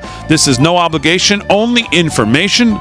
With an A+ rating with the Better Business Bureau, countless 5-star reviews, and thousands of satisfied customers, you too can trust Birch Gold. Text the word America to the number 989898 today and see if gold is right for you. All right, 19 past the hour, live from Studio 6B on a Friday night. Let's do, so let me just finish this Walter Williams piece. He says, I know people will say to me, Mr. Williams, I agree with most of what you say, but not when it comes to Social Security. Social Security is my money I had taken out of my pay for retirement. And he says, if you think that, you've been duped. The only way you get a Social Security check is for Congress to take the earnings of another worker. The explanation of your duping can be found in the 2010 article I wrote titled Washington Lies. And I will link to Washington Lies because it is a very good read in understanding the minutia of this, on how government tries to estimate a spending program will cost, and how when they do that, it is always a lie, whether it comes from Democrats or Republicans. So I'll link that on our socials. You can take a look at that as well. And like I said, what we're arguing about right now is peanuts compared to 3/4 of the total federal budget, which of course is entitlements. And of course, that's the third rail of conversations to be had because of just this last paragraph that Mr. Williams wrote about in 2017. People want to cut the budget, they just don't want to cut their budget, especially when it comes to Social Security, which, if it goes insolvent, like we're told it's going to, you would think there has to be a discussion at some point. Right. It's almost like voting for your congressman. Everybody else's congressman sucks, but you keep voting in the same person who sucks, but he's your congressman, so to you, he doesn't suck. I'd be interested to know from the audience, those in the, I'm 53. What year is it? 24? 52. I'm 52 years old. How many people think or would be open to the way to fix Social Security is to grandfather everybody who's 55 and older into the system that we all grew up with and make changes for 55 and under as a possible way to actually start talking about reforming spending in the government? I know that's been talked about. 55 and older, all grandfathered in, no changes. 55 and under, Damon, you're old. Thank you. Let's do a poll. If you're in the chat on social media at LFS6B on any of our platforms, put a 1 if you think that that's an idea that you could live with or that we should explore in an effort to save Social Security. 1, 55 and older gets grandfathered in as expected. 55 and under, 54 and under, would see some kind of change to try to have some solvency in the program going forward. So, 1 if you like that. 2, if no, please stop talking about it. Okay, so we'll look for that. Let's do some news with Rick Delgado. News is brought to you by Freedom Force Nutrition. Delgado's got it. What's going on? All right. I want to make sure I get this story because, of course, drones, that's what we've been talking about for well over a week now. And the FAA has finally stepped up in the state of New Jersey. They issued a ban on drone operations in dozens of areas of New Jersey and New York until mid-January unless operators are granted special permission from the government due to special security reasons. Uncrewed aerial drones have been lighting up the sky in New Jersey and New York for the last several weeks, since about mid-November, leading to concerns from residents and speculation online. Many have demanded answers. We've gotten very little that seems to answer these questions from local or state officials and federal officials as well. As a matter of fact, though, somebody might have a clue as to what's going on. And that is coming from a gentleman named Dr. Stephen Greer. If that name rings a bell, you might know him once you see him and start hearing him talk. This is cut number 4. He talks about the drones and what they possibly could mean. Kevin, pay close attention here. Cut number 4. What is going on out there? What are people seeing? Well, it's a complex story that make it very succinct. We did predict this 30 years ago, that they would begin to launch some activity equivalent to a false flag to make it look like there's some sort of alien attack or threat. In reality, it's a response to what's happening. And I've recently told the incoming members of the administration this and people at the Senate Intelligence and Armed Services Committee that we have a team of about 6 different black sites that have been running illegal projects related to so-called UAPs and UFOs coming forward in the next 30 days or so. They will bring forth dispositive evidence of this and the fact that these programs have been run illegally and outside of constitutional oversight.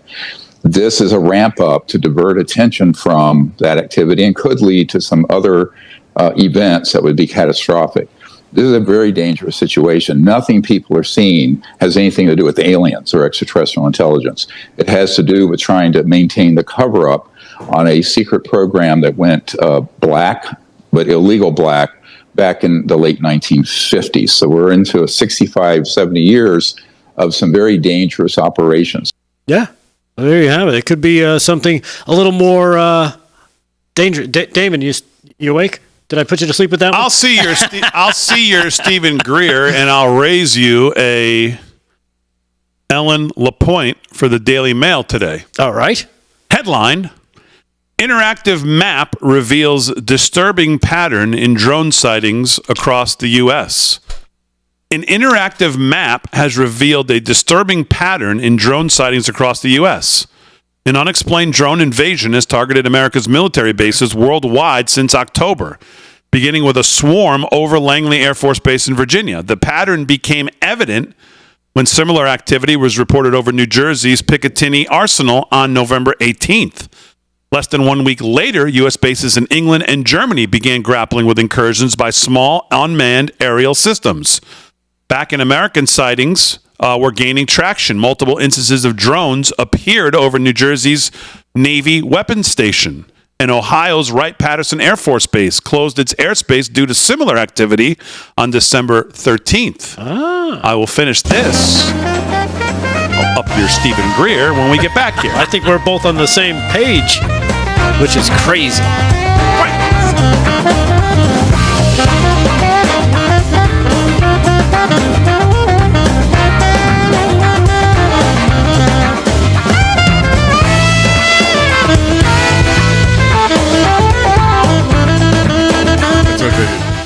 Yeah. Wow, David. I feel like you're a full-fledged member now. Oh, wait till you hear the rest of this. On Team Chemtrails.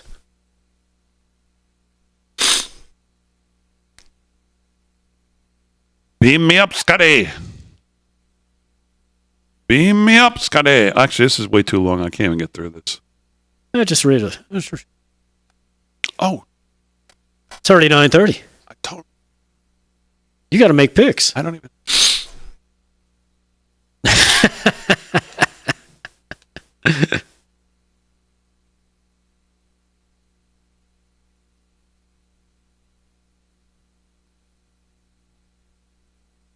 Who's on the odds makers this week? Gina. From?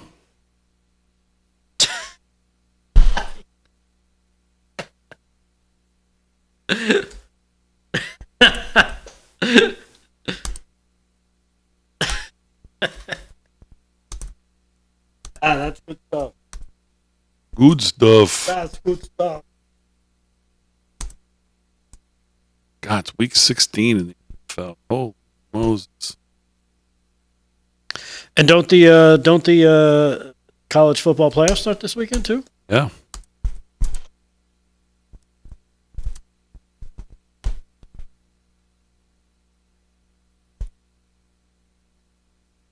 They actually started Notre Dame, Indiana. It's going on right now. I think Notre Dame's going to win that game. I think Indiana's a nice story, but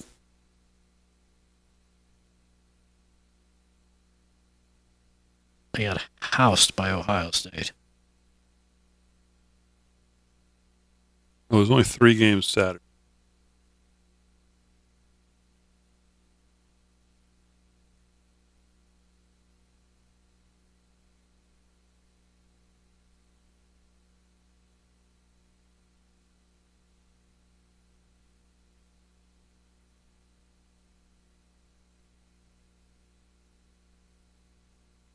You see that Knicks game last night? They destroyed Minneapolis. No. It was just, they were up by 30-something at one point. What did she say? Gina, right? From? Somewhere. Let's ask her.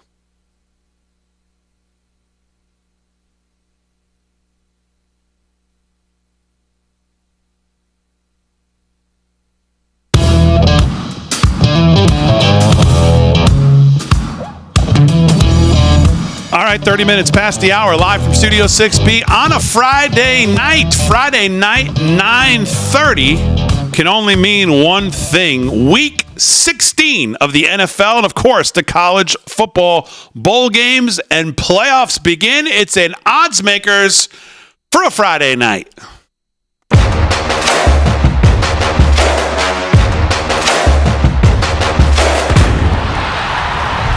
And joining us for an Odds Makers Friday night, representing the live from Studio 6B audience and family this week, is Gina from North Carolina. Gina, how are you? I'm great. How are y'all? I'm very good. How is North Carolina doing? I don't know exactly where you are in North Carolina, but I still hear a lot of people saying that it's still pretty much a lot of places that have been almost an afterthought again. Just let's be serious here for 1 second before we do an Odds Makers. How is North Carolina? It's still struggling in the mountains. I have a friend who's working up there. It's kind of sad. I think the government dropped the ball, for sure. FEMA did. Still people living in tents. People cannot get tiny homes put on properties. It's kind of sad. All right, well, we're going to be following that story. I know Paul Nolan's got a lot of thoughts on that. He's been following what's going on, so we'll be doing more of that, obviously, in the next weeks.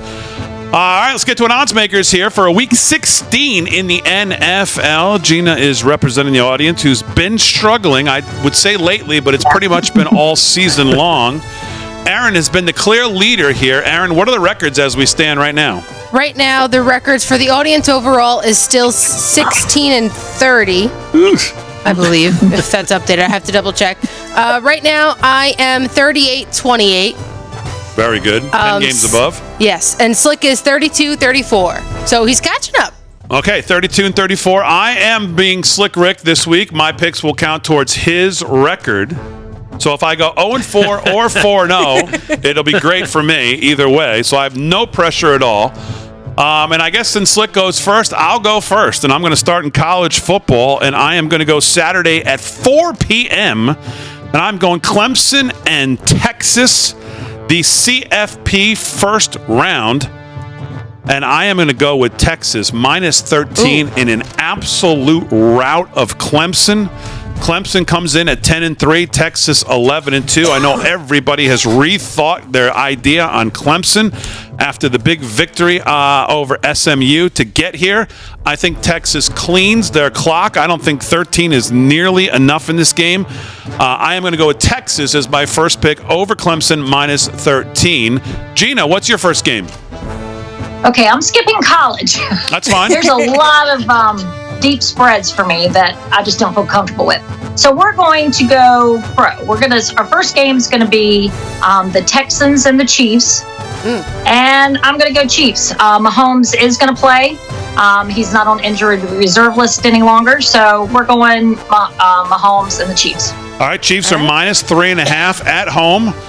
Houston comes to town, obviously 9-5. Houston's had a decent year. They've looked good. Quarterback's playing well. Kansas City, obviously 13-1, but injuries is the story, like she said.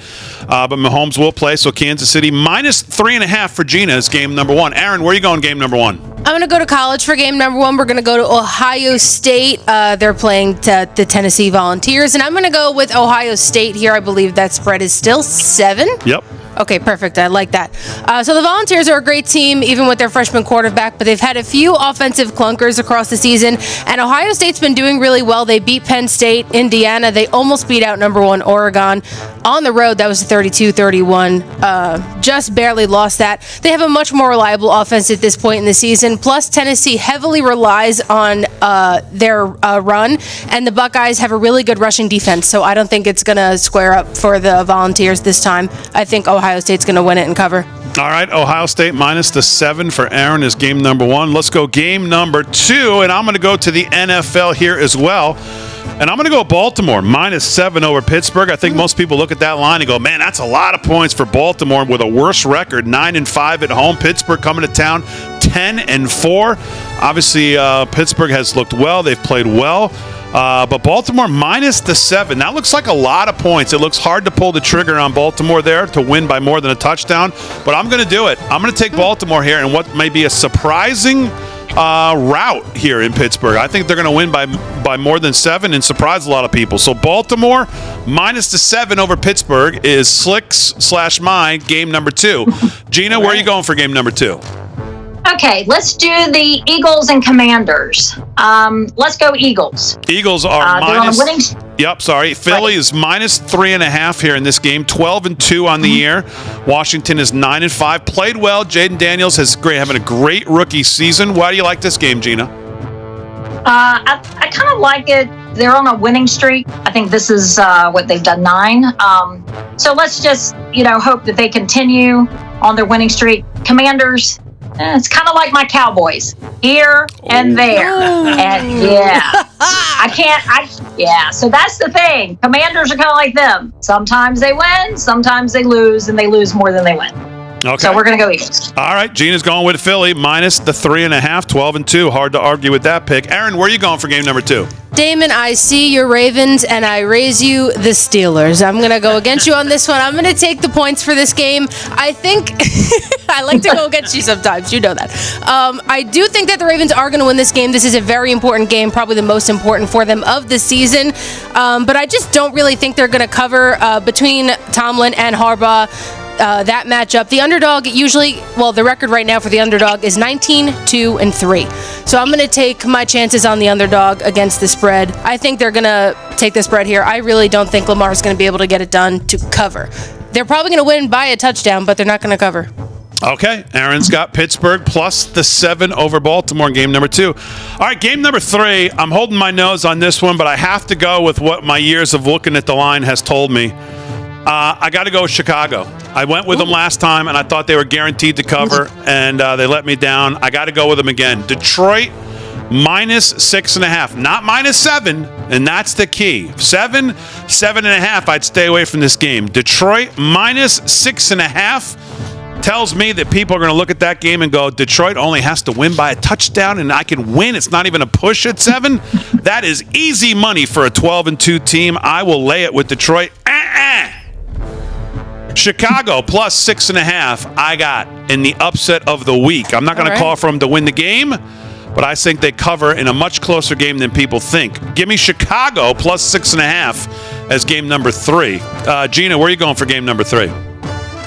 I'm going against you. Oh! Yay. Yes, I'm going to go and go with the Lions. So I'm going to go against you. Let's see who wins. All right, I like it. We're going head-to-head there.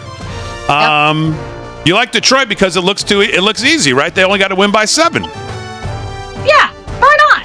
That's what I'm thinking. All right, very good. So Gina's going against me. She's going Detroit minus 6.5 to cover the spread and only win by a touchdown there. 12-2 team. Hard to argue again with that pick. Aaron, where are you going game number 3? We're going to go back to that Eagles and Commanders game. I am going to go with Gina on this one. I think that the Eagles are going to win and cover. Although when they did meet back in November, it ended a lot closer than they anticipated because the Eagles missed 2 field goals in the first half, and that really killed their momentum in the game. They still ended up pulling it out, but Jalen Hurts has had a much better past couple of weeks. He's really come alive in the passing game, and I think that's really going to make the difference, and they're not even really going to have to worry about special teams that much. All right, very good. Let's go to our 4th and final game of the week, and for me, I'm going to 405. Minnesota, 12-2 on the road at Seattle, 8-6, and I am going to take the home dog here in Seattle. Seattle plus the 3 over Minnesota. All the hype around Minnesota. I wonder now if there's a little bit of a letdown after the what have they won? 1, 2, 3, 4, 5, 6, 7 in a row, including the rout of Chicago last week, where I thought Chicago would stay in that game. I'm going to go against Minnesota here. They've let me down too many times in the past 20 years when I've bet them, so I'm going to go against them now. Seattle at 8-6. Gino's playing well. I'm going to take the 3 at home. Tough place to play always. Seattle plus the 3 is going to be my 4th and final game for me and Slick. Gina, where are you going for game number 4? Okay, before we get to game number 4, I do want to give my sincere condolences to Slick Rick and his family. Thank you. I do want to give a shout out to Child of the King as well as Moon Pie. I am half of cautiously optimistic in the chat. So you don't see my name, you'll see cautiously optimistic.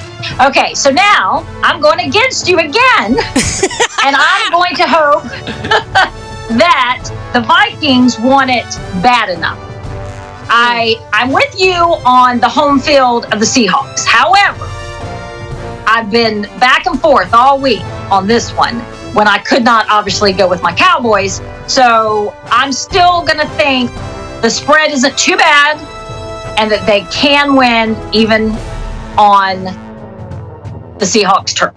Mm-hmm. All right. Okay. I'm going to try. All right. That's good. Minnesota minus the 3 on the road at Seattle. So me and Gina are head-to-head in a couple games here. I like the way it's shaping up. Aaron, where are you going for your 4th and final game? Last game, I'm going to go to Buffalo. I'm going to take the Bills here over the Patriots. That line, I believe, is still 14. 14. Yep, I'm going with it. Haven't picked them all season, so hopefully Josh Allen and company doesn't let me down this week. But the Patriots really seem like at this point they're just waving the white flag. They're throwing away their season for a draft pick. For a draft position, excuse me. And Buffalo has been on fire. They're 8-1 in their last 9. Josh Allen has just been dynamite. 7 touchdowns in the air, and he's rushed for 6. Definitely MVP worthy at this point in the season. I usually wouldn't pick the favorite with a line this big, but the way that they've been playing and how New England has been awful, I'm just going to go with the Bills. I think they're going to roll big time. All right, Buffalo minus 14 for Aaron. That's game number 4, and that's your odds makers for a week 16. Gina, great job. Yeah, good job. Thank Damon. Thank you. Very good job. We'll see how your picks stack up. I hope you win. I hope I lose for your sake and the audience sake. Well, yeah, I have to do Farmer Brooks. I'm trying. If I can at least get 3, I'll be doing at least tying. Well, yeah, he's not going to be hard to beat. I mean, I saw Farmer Brook interviewed with Harry, which I'm going to play on Monday because it also has a message in this video for Paul Nolan that Harry sent me from Arizona. And Farmer Brook is talking to Harry about trying to get back on the odds makers to redeem himself. I mean, it's just. Okay. I mean, but it's not okay because Farmer Brook had his shot. He talked a big game, got the cheese head on, did the whole makeup, and then he came in and just bombed. Right? Right. I mean, but he's trying to negotiate with Harry on the highway to get back on. So I don't know. I got to give him credit for trying. Aaron, what do you think about this with Farmer Brook? Do we let Farmer Brook back on before the end of the season, or are we bringing him back for the playoffs? I don't know. We've had so many people go 1-3. We may have to pick one for the playoffs anyway. I mean, so if it's going to be anyone, it may as well be Farmer Brook.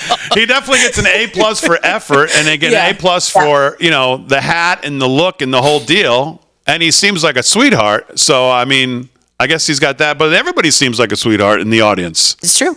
And, well, Gina, you as well, and you did a great job. Well, thank you very much. Thank you. I highly enjoyed it. Thank you so much. Thanks for watching the show, and thanks for watching Real America's Voice. There you go, Gina from North Carolina. Bye. Week 16 odds makers. We're back. More Kevin Downey Jr. news and Rick Delgado to wrap it up for another week. We're back right after this.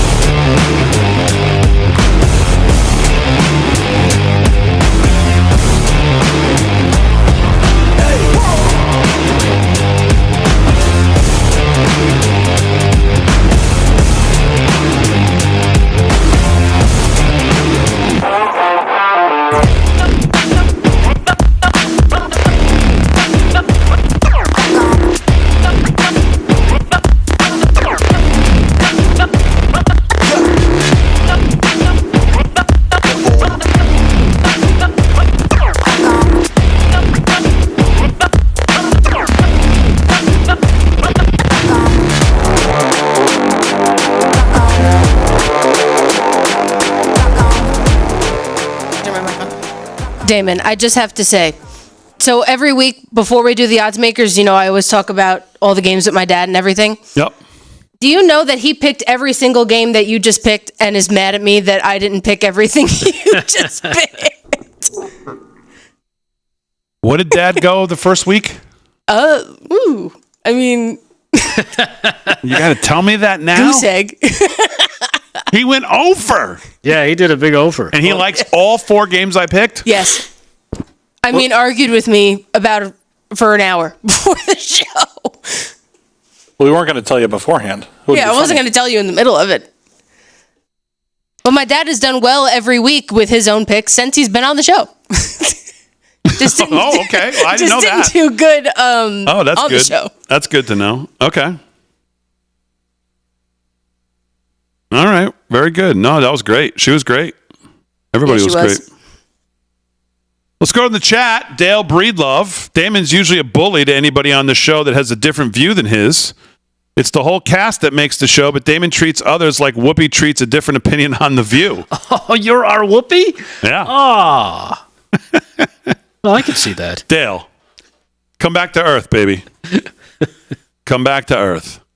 What are you talking about? Yeah, he's more like a Joy Behar. Yeah, exactly. I'm much more Joy Behar. Yeah, way more Joy Behar. I don't have to shave my back, so no, that's probably not true. Just the glasses. Penny Hacker had my back. Penny said, I don't see that at all. There you go.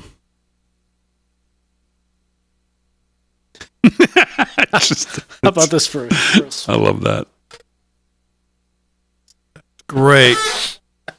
It's amazing. Let's see. Everybody wants Farmer Brook to come back. I mean, I don't know if we can stop this train, Aaron. I think we might have to. no. He better. I mean, it's going to be so much pressure. I mean, oh my God. But he's also gotta I'm bring going to back have I am going to have a field day with him on the show that night if he comes back. Not only that, he's got to up the. He's got. We have an opening next week. He's got to up the costume All right. changes. Okay, so book him for next week. He can't just do a cheese hat now. He's got to go. No. He's gotta So go, we're all business if Yeah. he's coming back. This is it. He's got to do more than just a cheese hat. He's gonna. I'm gonna build the pressure so badly he may faint on camera.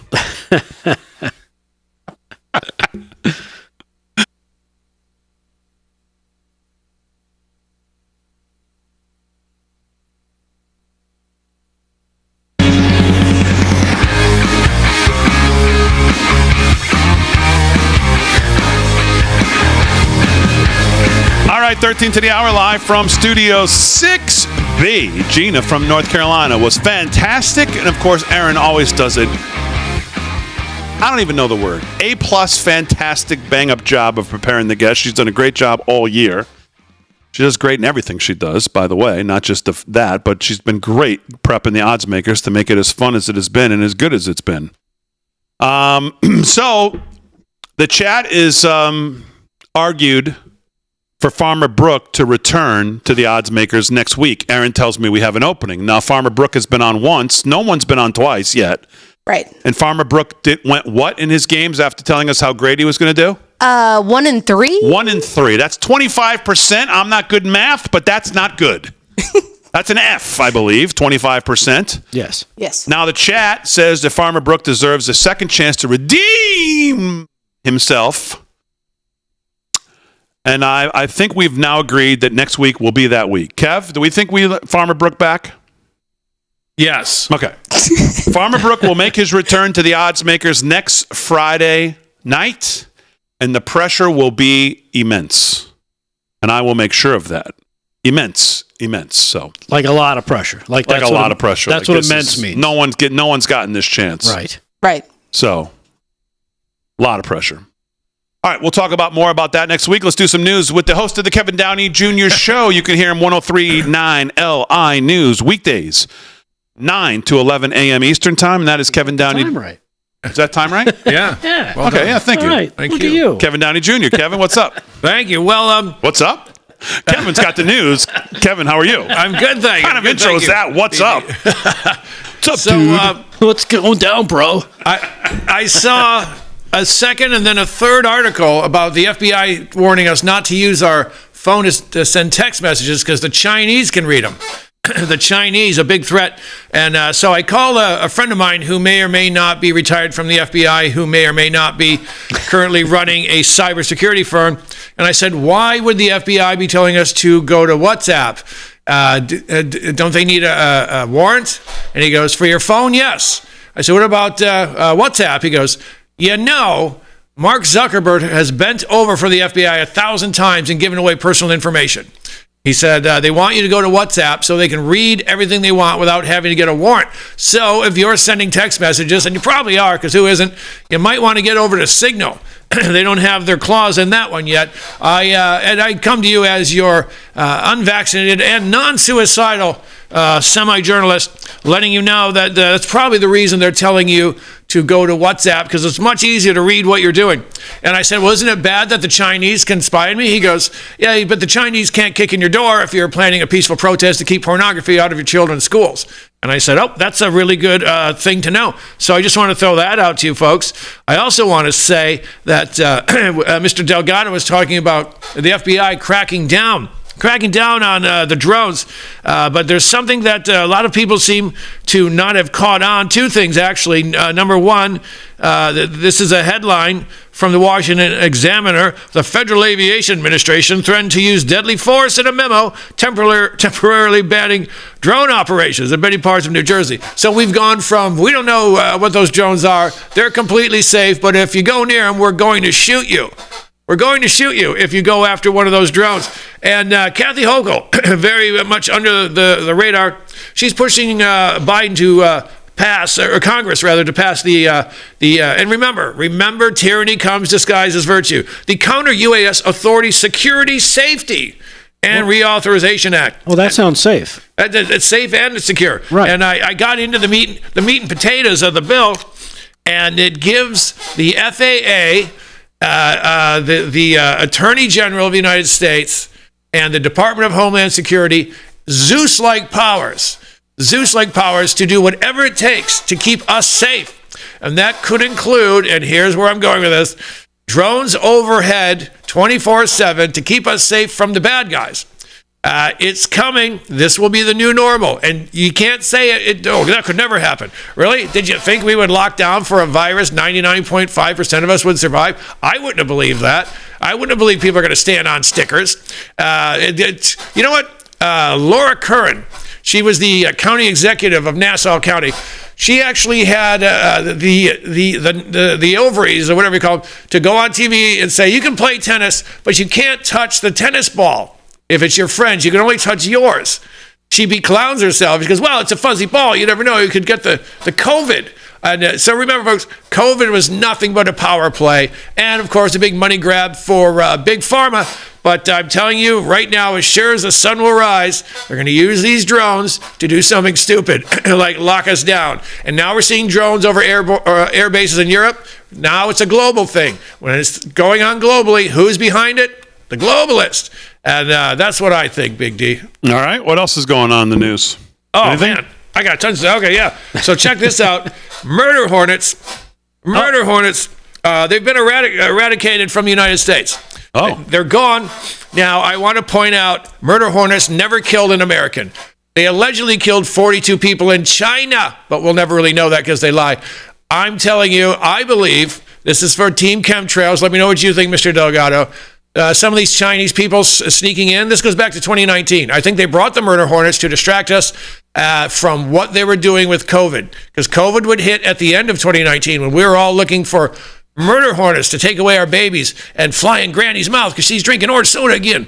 And, of course, no one died. I think it was a big, stupid, failed psyop. And you know what? I never used to be that guy. I never used to be the conspiracy guy. Now, as Joe Rogan said, I don't think we went to the moon. I don't know what I think anymore. But the murder hornets are gone. They killed them all. Yeah, they murdered them. All right, very good. Let's do a little more news before we wrap it up with Rick Delgado. What else is going on, Delgado? I don't know. I feel like I got to follow that up with the story I've been holding on the last couple days, but let's go for it. 4 monkeys still remain uncaptured, Damon, weeks after 43 escaped the research facility in South Carolina. I know you remember the story because you looked at me with crossed eyes when I read it. According to this, the 4 monkeys look good. They've been seen. They're engaged in species typical behavior such as grooming and tree climbing, but they can't seem to get them corralled.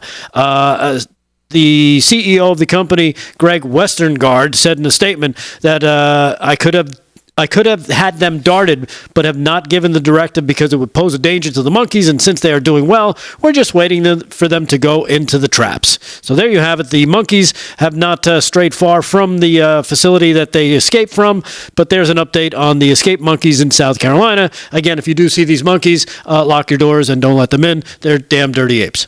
So there you have that. And then finally, what? Finally, I thought you'd like a little liberal on liberal crime, which is always fun to watch as the Young Turks explode over the thought of Kamala Harris becoming governor. I'm gonna quit my job. Cut number 8. Here they are going after each other over Kamala Harris. Check this out. I think Kamala Harris will probably win in a cakewalk for governor. No! Okay. No! What are you doing? What are you doing? No, I'm telling you the reality, whether you like it or not. What are you doing? Democratic voters in California love to obey. And so Oh my God. I'm going to move, Cenk. I'm going to quit my job. I'm going to quit my job and I'm going to move. I'm not saying I'm in favor of it. I'm telling you what's like if the Democratic Party said, we anoint Kamala Harris, a giant percentage of Democrats in California would go, yes, we obey. We will take the loyalty oath. It doesn't matter how bad she is. This state cannot survive another incompetent Democrat leading it. Leading it. Democrat like Kamala. No, we just can't. Okay, anyway, so people are egging her on. Okay, apparently she's in a wait and see mode.